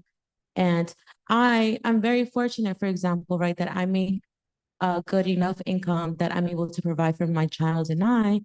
But even for me, 2K a year plus for a 1-bedroom, and I know that the rent is not going to go up 4% every year, right? So, you know, realistically, I'm going to get priced out of Sunnyside eventually. And so, you know, like, you can build all the housing that you want, but there's a lot of also vacant apartments that are not being used or not being rented out. And that's because you have a lot of these uncontrolled, greedy landlords that are not, you know, making, and, you know, there's no regulations either that is keeping the rent prices low. So you can build all the housing you want, but it's not for the people that are here or have lived here and paid taxes and whatnot, you know? So yeah, like, I don't know, it's frustrating. Yeah, no, it's definitely frustrating. But in all the rezonings, the city is trying to implement includes mapping of mandatory inclusionary housing. And so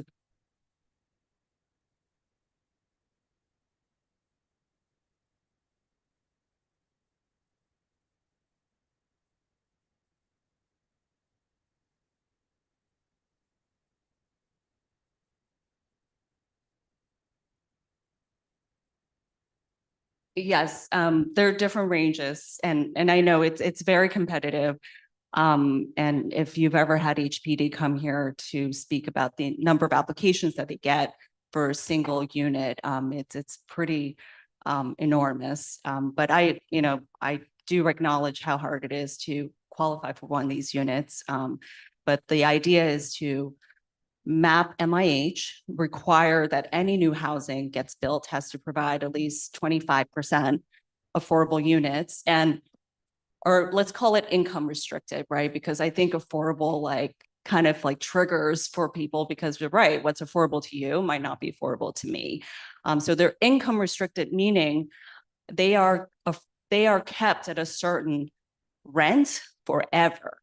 So even if the market continues to go up, and in New York City, that's the trend that it's been going, the trajectory has been taking, these 25% in these new buildings will continue to stay at a certain rate. And I know that's not the perfect answer, and that might still be high for some people, but it means if you qualify to get into one of these units, you stay in there, and you could get another job that pays a lot more. You stay at that rent forever, and your life, it gives you an opportunity to build on that. So, I mean, I think that is our hope here with this plan, or one of the hopes. Maury. Yeah, I just want to address the point you made before about supply and demand. I think a lot of us here have had liberal arts educations, and we've had to take economics 101 and things like that. And we understand the principles of supply and demand. This is New York City. We have over 8 million people living here. Unless you build unless you build about 1 million new units, you're not going to be able to address the issue. If you build 50,000 units, if you make 100,000 units, they're not going to be affordable. If we're talking strict invisible hand supply and demand economics, okay, you have to have so many units so that so many people who want the market rate, who want the luxury housing have everything they want, and then there's still left over 500,000 units for other people. So it's disingenuous to talk about supply and demand. The whole reason that New York has regulated rents was the idea that so many people wanted to live here, it wasn't sustainable. If you go to other places around the country, second and third tier cities, where there's a lot of housing available, a lot of vacant housing, when you have 1% or 0.5% or 2% housing available vacancy, you then have no way to make it affordable, because supply and demand means it's just going to drive those prices up. And so I think a lot of us who have been through experiences where even we had apartments where they were supposed to be affordable, or they were supposed to be rent regulated, they fall off. There's manipulation. DHCR doesn't have enough resources to enforce. They don't even require enforcement. There's so many issues here. So I think that what is frustrating for a lot of us here on the board is that when we're looking at rezoning and we're exploring ways to address big city planning issues, we really have to think about this from a huge perspective. And we have to think about it every single day about there isn't enough housing. And at the end of the day, if the everyday working person in New York City can't afford to live here, who's going to do all the jobs to service the people that want to live here so badly? Sorry, that wasn't a question. Not enough. That is the key word going around. I have a question. So, after Carisha, go ahead, Kat. No, sorry. Go ahead, Carisha. Carisha, Kat, Laura. Okay, thank you. So 2 questions. So something obviously has changed, right, in DCP conversations.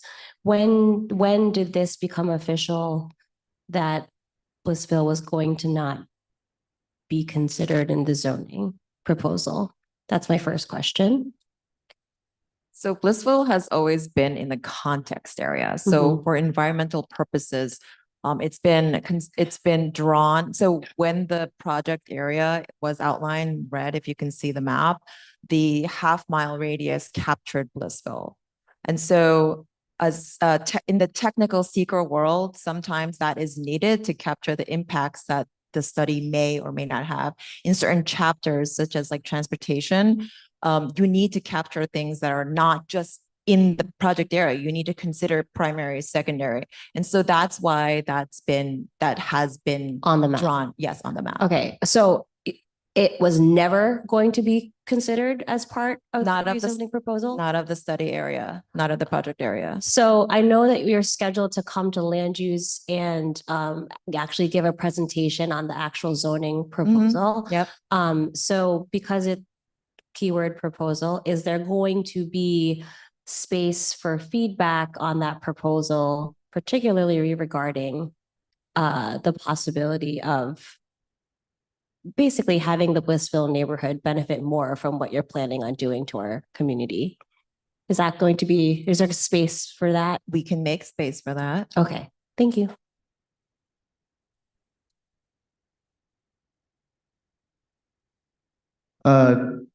You're really not supposed to. Was that next? Yeah, but as a community folks can't sorry. Q&As for board members. If you want to save a question during the land use committee report section, if you want to save it for them, they'll be here. Sorry. Fanny, no, for board members only right now. Sorry. I literally can't hear anything that's going on. So I'm like, are you talking to yourself? Kat, you're up. Okay. Yeah. So I guess I'm trying to understand, like, if the context areas are supposed to get benefits of this project, are those benefits being distributed fairly? If other people get infrastructure and green space and Blissville may not be getting that. That's what I'm trying to understand.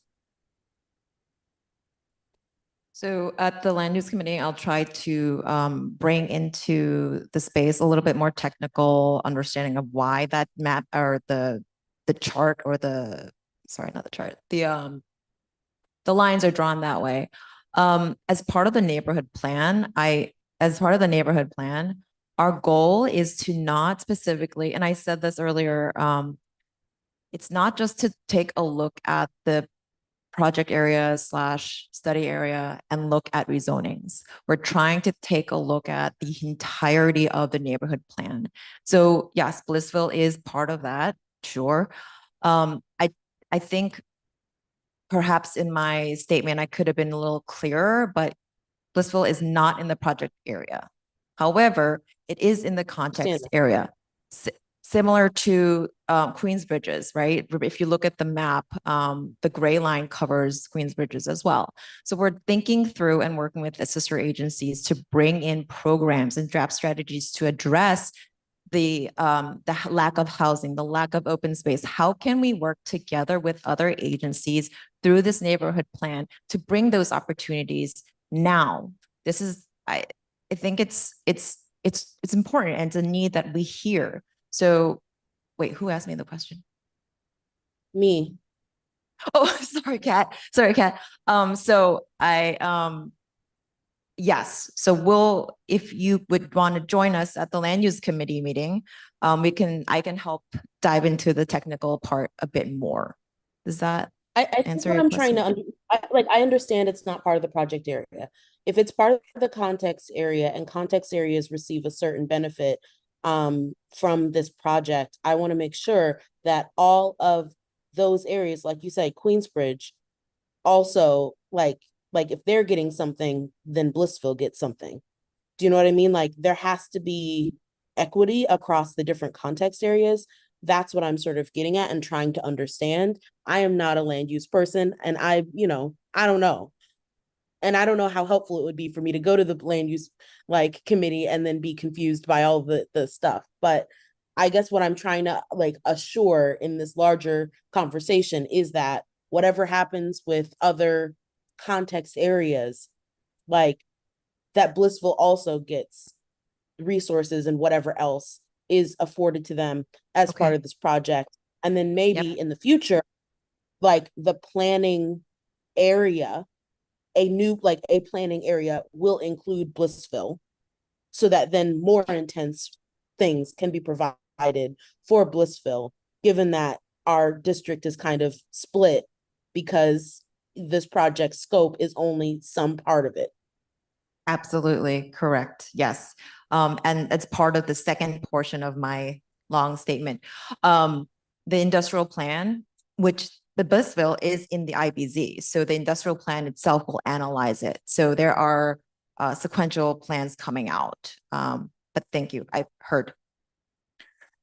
I just think the main issue here seems to be the communication breakdown, right? The process wasn't made clear, and I think that's something to know for next time for various communities. We can't be the only ones, and just for 14 months, it not being, Like for anyone to verified. have just about the process, right? It's like a process communication breakdown. For me, last question. Oh, sorry, I actually Laura, wasn't, I actually also wasn't finished. Oh, sorry, Kat, go ahead. And I also wanted to please. quickly clarify. Also quickly clarify, so does Blissville get industrial consideration and not residential consideration? Because it's more industrial? No, the industrial I'm- plan is, sorry, the industrial plan that I spoke of, it is rolling out. The engagement is starting now. No, it doesn't, no, the answer is no. It's just a sort of a analysis of the entire area as a whole. It has nothing to do with just specific industrial or specific residential. It's just looking at it, looking at IBZ across the city as a whole. Great, thank you. Gurmeet and Laura. Yeah, just really quick, Tom, I know that you're upset about Blissville not being in the project area, only being in the context area, but if anything, I think Blissville could be sitting pretty because it's not part of the rezoning. You don't get affected by all that, but you could potentially get some of the investment that's coming to this neighborhood. But my overall point is we haven't heard anything about any investment overall for Blissville, for LIC, for Hunters Point, for anything. So I know we're gonna do the certification in June and we're gonna get through ULURP and everything. And the investment portion is divorced from the ULURP portion. But I think this has been my main criticism throughout the whole process. I just don't see how this board is gonna approve this ULURP without having any sort of guarantees from the city about what any of our neighborhoods is getting in terms of investments. The only response that I'll say is that Permate, I heard you 4 or 5 months ago when I was here, and I still have that note. Yes, I hear you.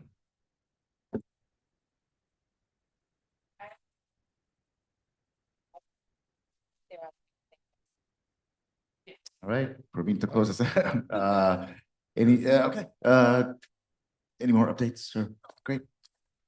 Thank you. Thank you. Okay, thank you, DCP. Land use committee report.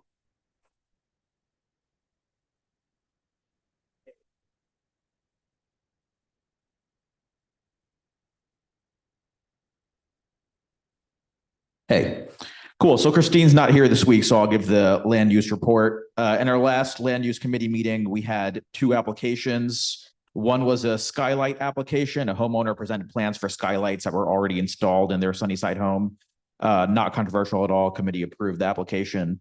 The second was an HVAC system application. A resident presented plans for installing an HVAC system in their Sunnyside Gardens home. The committee recommended internalizing all the conduits and moving the compressor to the rear of the property. And we're going to make that something standard for all new HVACs in Sunnyside Gardens. Other than those applications, we also covered several topics around the LIC rezoning process that we all know about, and it's a hot button topic. A lot of it revolved around our committee's desire for more detailed information and time for thorough review and public input. One new topic that came up was around street mapping actions. City planning gave us a heads up on some proposed street mapping changes for the LIC rezoning plan. So the big new change, they're going to demap some existing streets, map new streets, but the big new thing is going to be a loop road along the waterfront. So this is a new loop road. We're going to get information sent to our board formally soon. But it's going to be a new road that's being sort of mapped in the waterfront area. Our committee members had a lot of questions about street design, bike lanes, accessibility, how these changes are going to relate to the overall rezoning plan. But city planning is going to send an official letter to city agencies and to our community board this month. And then after that, we'll have 4 weeks to provide comments on the street mapping actions. So all of you will get more information pretty soon. And then speaking of the overall plan, we raised a number of concerns about the timeline, the process, ensuring adequate public input before the plan certification in June. There were calls for more time to review and discuss all aspects of the plan before it moves forward. And then we also requested a full presentation on the proposed zoning changes at an upcoming full board meeting. Any questions so far?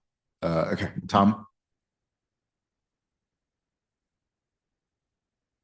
And thank you, Parmeet. Just to clarify, we understood from day one that we were not in the scope area, the study area, but we were told from day one that we were part of the context area.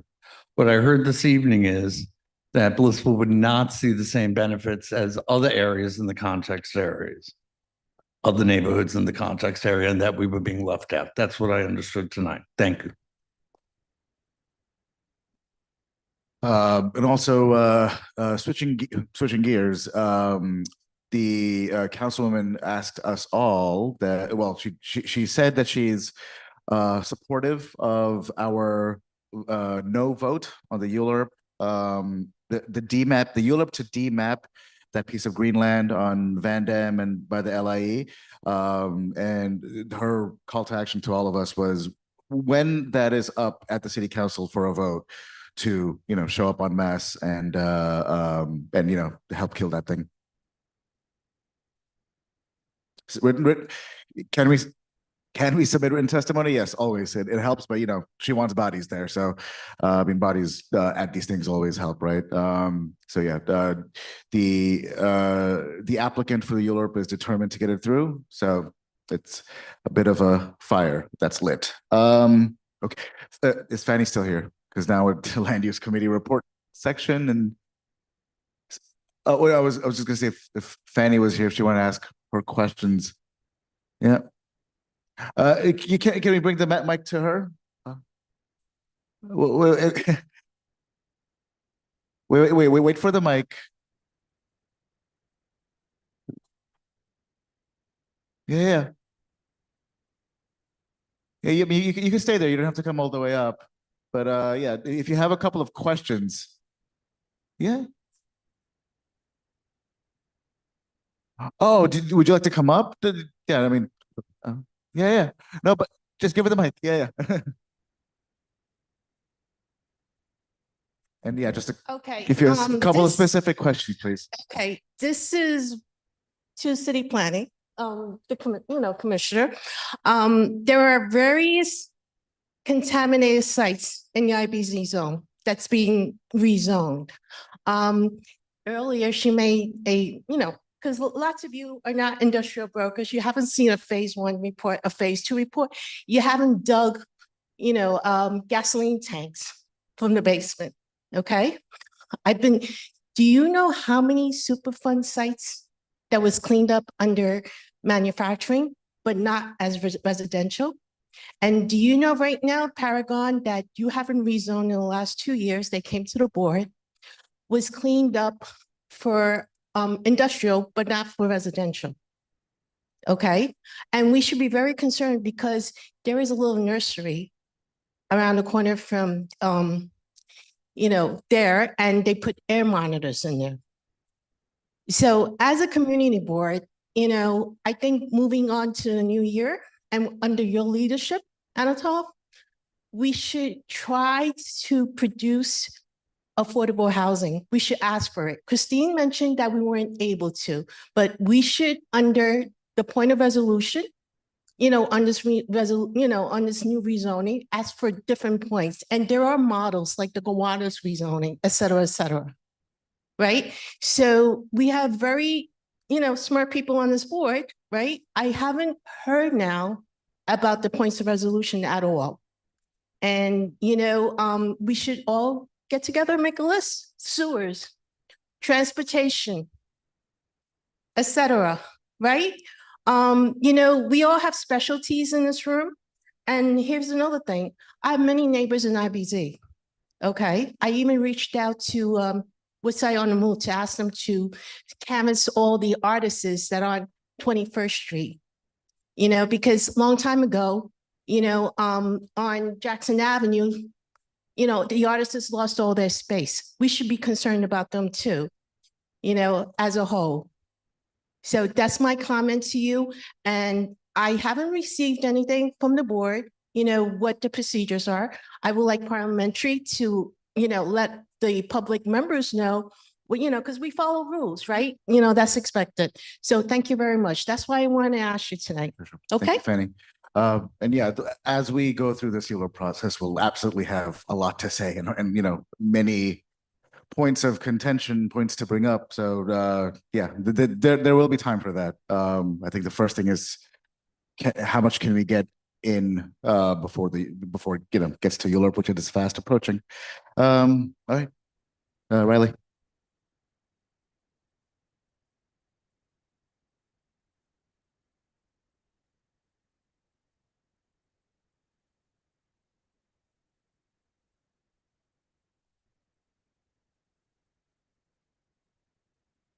Good evening, everybody from the Transportation Committee.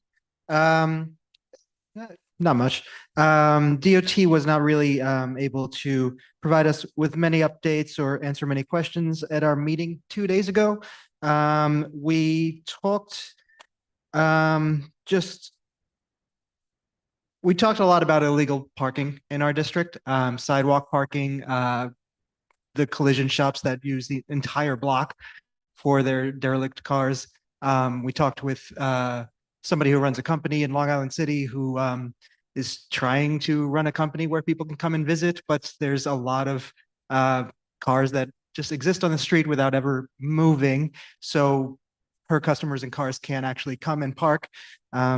So it seems to be a giant issue, and I appreciate that Debbie is very, very communicative with the PD and with Borough Hall about that. I would say just keep 311 complaints coming in to the office, and we'll continue to try to make this as big an issue as it is. Other updates are, I was at an MTA briefing about the 7 train and the work being done at the stations there. Just some updates on the dates of completion. 61st Street Express Track is set to complete Q2 of this year. And once that express track is completed, they'll start work at 52nd, 61st, and 69th Street stations on the Manhattan bound side. So that work starts Q2 2025 and will finish Q4 2025. They're updating all the stations. They've done some work further down the line where they go through the entire station and all of these stuff that is falling apart and rusty and derelict, and it all gets regirdered and re-cemented, re-windowed, and looks like a nice new station. I spoke specifically to them about 52nd Street and how it's probably the worst station in the system, and it shakes when the train's coming, and we're all afraid of that. They don't have any specific plans about what they're going to do, but they'll do everything that's necessary, like replace the stairways, get rid of the pigeons with humane means, and make it nice again. As far as overall completion of all those projects, Q4 2026, I believe. Q2 2026. So a year from now, all those stations will be running while they're doing the work. This is a lot. While they're doing the work on the local stations, we will see service interruptions in which we cannot use those stations, and we'll have to go backwards to go forwards, as the MTA likes to say. I don't have specific dates on when that will happen, but that's coming. I think they also said they wanted to maintain like the level of the frequency of the current local train too, right? Local 7 train. Yeah, so we won't get the express service back, I think, until all of this is done. But as Anatole pointed out in the meeting, the local service is pretty quick. We're seeing like less than 6-minute headways on these things. So that should continue. We appreciate that. We talked about the South Outer Roadway briefly, which is still set to open at the end of this quarter, probably any time between now and the end of this quarter. And so we continue to press DOT on that. As far as the bus network redesign, I have a date of a briefing for this community board 2, which is Wednesday, January 15th at 6:30. I think we may have to RSVP for it. I don't know if it's an open public briefing, but if anybody wants to attend, is it? Yes, it is open public. Okay. What's that? You have to RSVP to attend. There is a borough-wide meeting tomorrow night, January 10th, to talk about the entire borough bus network redesign from 1 to 2 p.m. But I think they kind of want you to do your own quadrant if you have any specific questions about Community Board 2, which is Wednesday, January 15th at 6:30. Yeah. And then I brought up the subject of Julie Wan's report of Heart of the District, the survey about Northern Boulevard, the area between Northern Boulevard and Roosevelt Avenue and those corridors specifically, and future plans for them. Her office did a big survey in which they talked to constituents about the top issues there. And it's really well worth reading for this entire board, but specifically about transportation. A lot of people want safe streets, better lighting, better pedestrian ways, better crossings. So I would recommend looking at that. It's not anything like the One LIC plan right now. It's really just kind of like seeing what can happen in the future. That is it. Any questions for transportation? Yeah.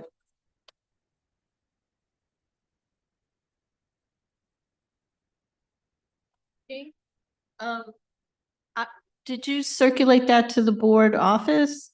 I know lots of people who would want to go. Yeah, honestly, I didn't get that information myself. I saw that the addendum was released, but I don't know if the MTA sent it to us. So it sounds like the MTA did not send it to us. Debbie, can you find out more? I know last time they did the bus redesign, the stop in front of Sunnyside Community Services was not in the redesign. And there was a lot of advocacy to make sure that it was in. So I just want to make sure people here know about that. Thank you. Yeah, and I would say what we can say to that, because if they are voting it on it at the end of the month, we do not have enough time to really comment on any of this. So we can attend the briefing, and if we can individually attend the briefing if we choose. And I can talk to the executive committee to see if we can do any action to write a letter to say that we think that this is being rushed. Yeah. Okay, thank you. Oh, I wanted to comment. Oh, hi. Hi, Kat. I just wanted to say thank you guys for all of the wonderful work that y'all are doing. Transportation and land use and health and human services are out here like literally making our lives better. So thank you so much. Thank you so much. Thank you for doing that. And yeah, and I bring up the survey as well because there's a lot of street safety changes happening in our community and New York. And I want us to think about how the vision 0 and the vision of New York City is for safer streets. So when we advocate for that stuff, we're in line with what the city is moving for and what the elected officials and everybody who has been elected to office is moving towards. So specifically on a granular level, if there's an intersection that needs better safety, talk to us and we'll talk to the right agencies about that. Yeah, I just wanted to draw everybody's attention to the fact that Queens Bus Redesign Addendum, as Laura was pointing out, has been published. I don't have the exact link right now, but it's like maybe 100 pages, and every single route and every stop is documented, whether it's been dropped, whether it's been added, and why. And so you can get the answer to that right away. I mean, that may have been taken care of. I hope so. All right, thank you. But executive committee stands by to take action if we need to. Sure, yeah, thank you.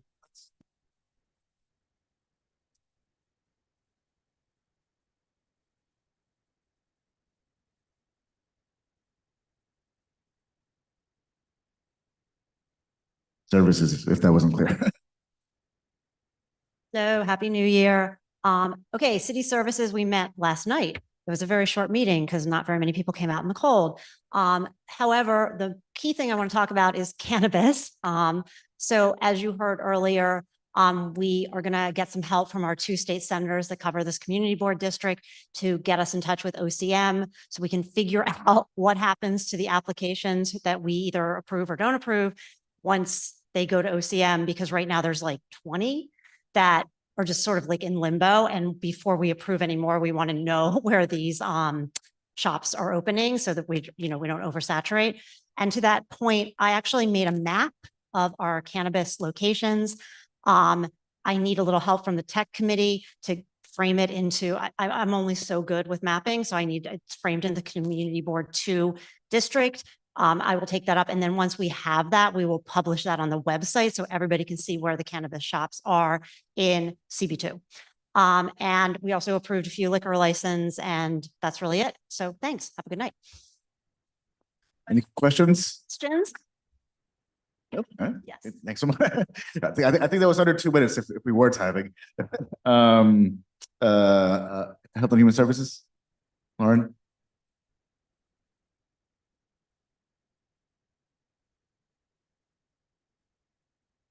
Then Carisha, you're next.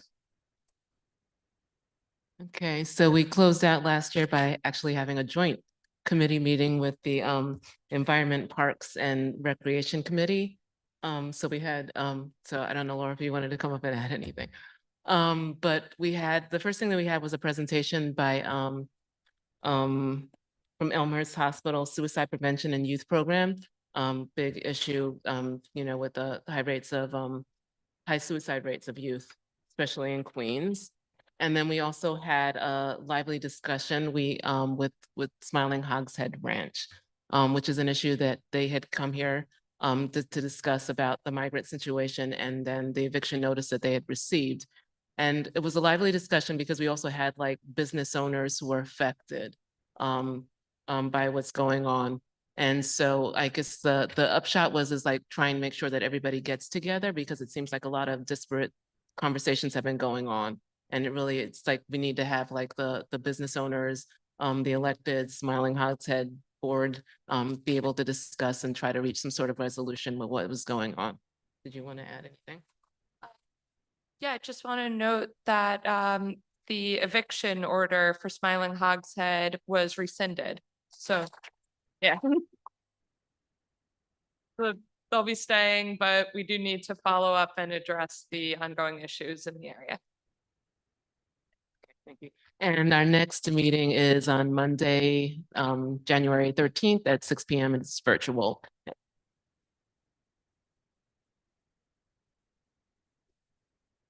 One other update. Yeah, I guess I'll just go next while I'm up here. So yes, the other good update we have is that the Little Manila Park Initiative received its permit. That's to create a park and steward some of the green spaces along the BQE just off of Roosevelt Avenue. Thanks, Debbie, for circulating the flyer. There's going to be a cleanup and sign installation on Martin Luther King Day. That's January 20th, starting at 10 a.m. Our next meeting is January 23rd, 6:30 p.m. virtually.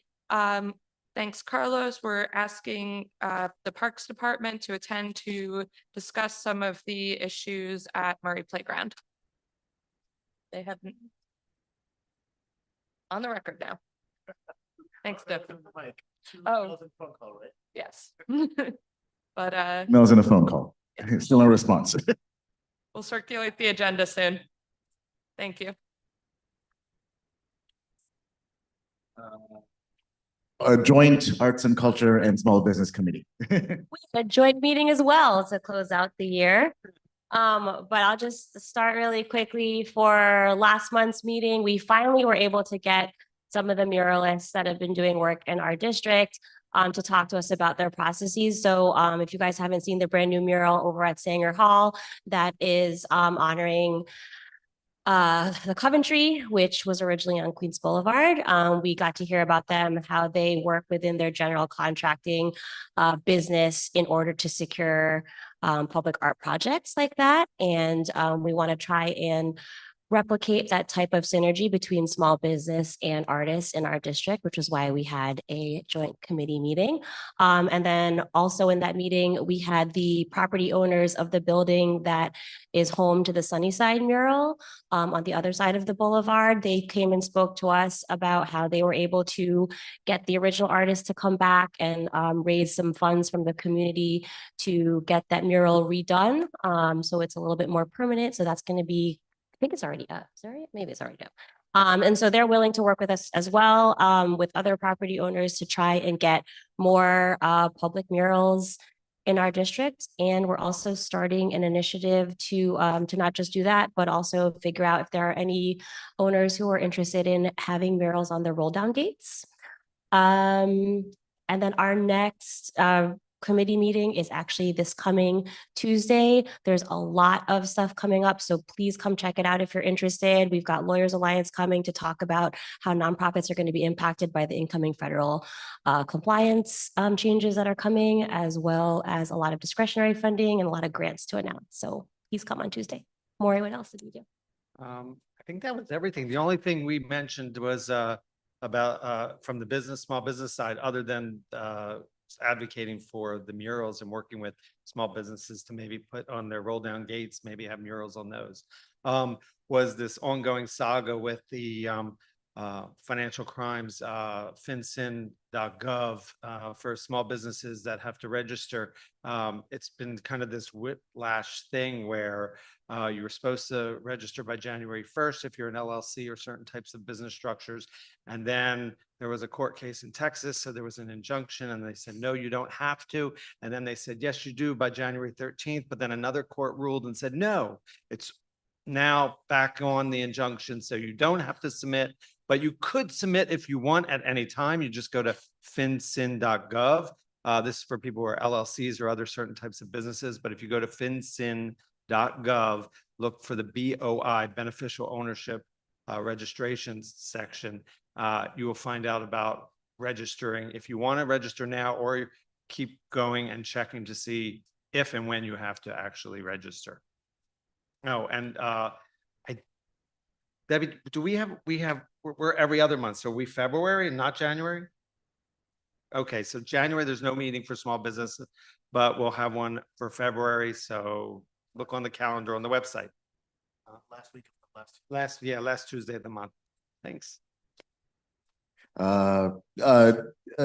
Robert and Kevin, did you have any questions for your committees as public members? And then thank you for being a public member. And thank you, Carisha, thank you, Maury. Tech and engagement.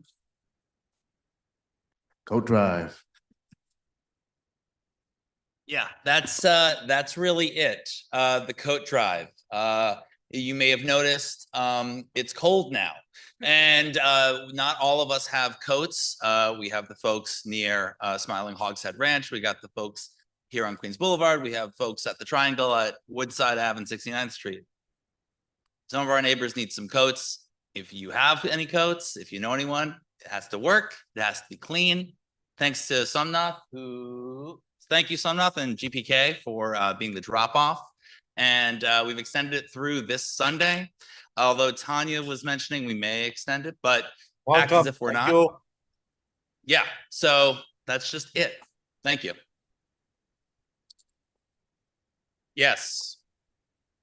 So the question for those of you in the internet was, where is the drop-off? And the drop-off is at GPK Foundation America. The address is right here for everyone ready. It's 41-66. That's 41-66 72nd Street, 72 Street, Suite 1A on the first floor.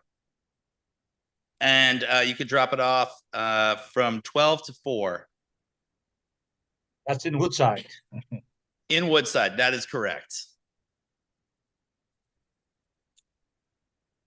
So far 12 we to have, 4. sorry, so far we have collected more than 100 quotes. But we still have room for more. So Yes, Thursday through yes. Sunday. Yes, still have room for more, right? Thanks. And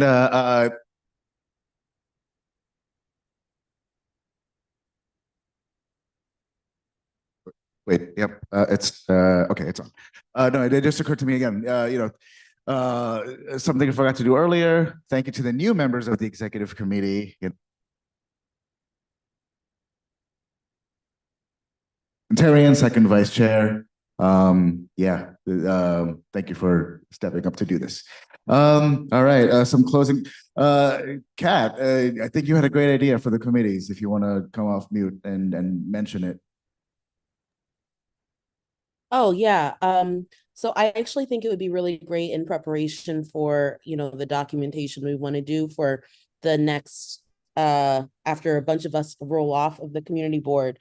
It would be great if all of the committee chairs could list, just like write up like all of the wins that you've had for the last year or two. So that when people are joining committees, they can see what each committee is actually doing and has done, in addition to the official description for what the committee does. Great idea. We can put it in, maybe we can have like a wins of the month, or committee wins of the month section in the newsletter, if there are any. Yes, Carisha. Yep, wait for the mic.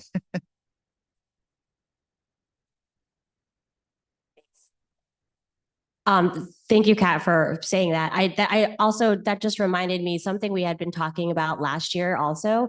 And I think Lisa had brought this up, is making like a standing list of sort of like open cases.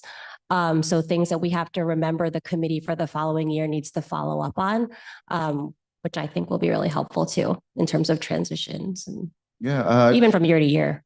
I think the website has, well, we have the list of projects on the website, but I don't think it has a status, right? So I think we can work on that. Because there's also a lot of anecdotal projects, even if they're not like, not given an official government number or anything, that like, oh yeah, we have to remember that this happens and we should follow up on this project and what happened ever to this project. So I think every committee should have its like list of projects, running projects and statuses. Yeah, great idea. Awesome. Without further delay, motion to, and our next meeting is on, we're back to the first Thursday of every month, Thursday, February 6th. Motion to adjourn. Anybody? All right. Be warned. Oh, wait, all in favor? Any abstentions? I have a conflict of interest if we leave. No, I'm kidding. Awesome. Have a great night, everybody. Stay warm.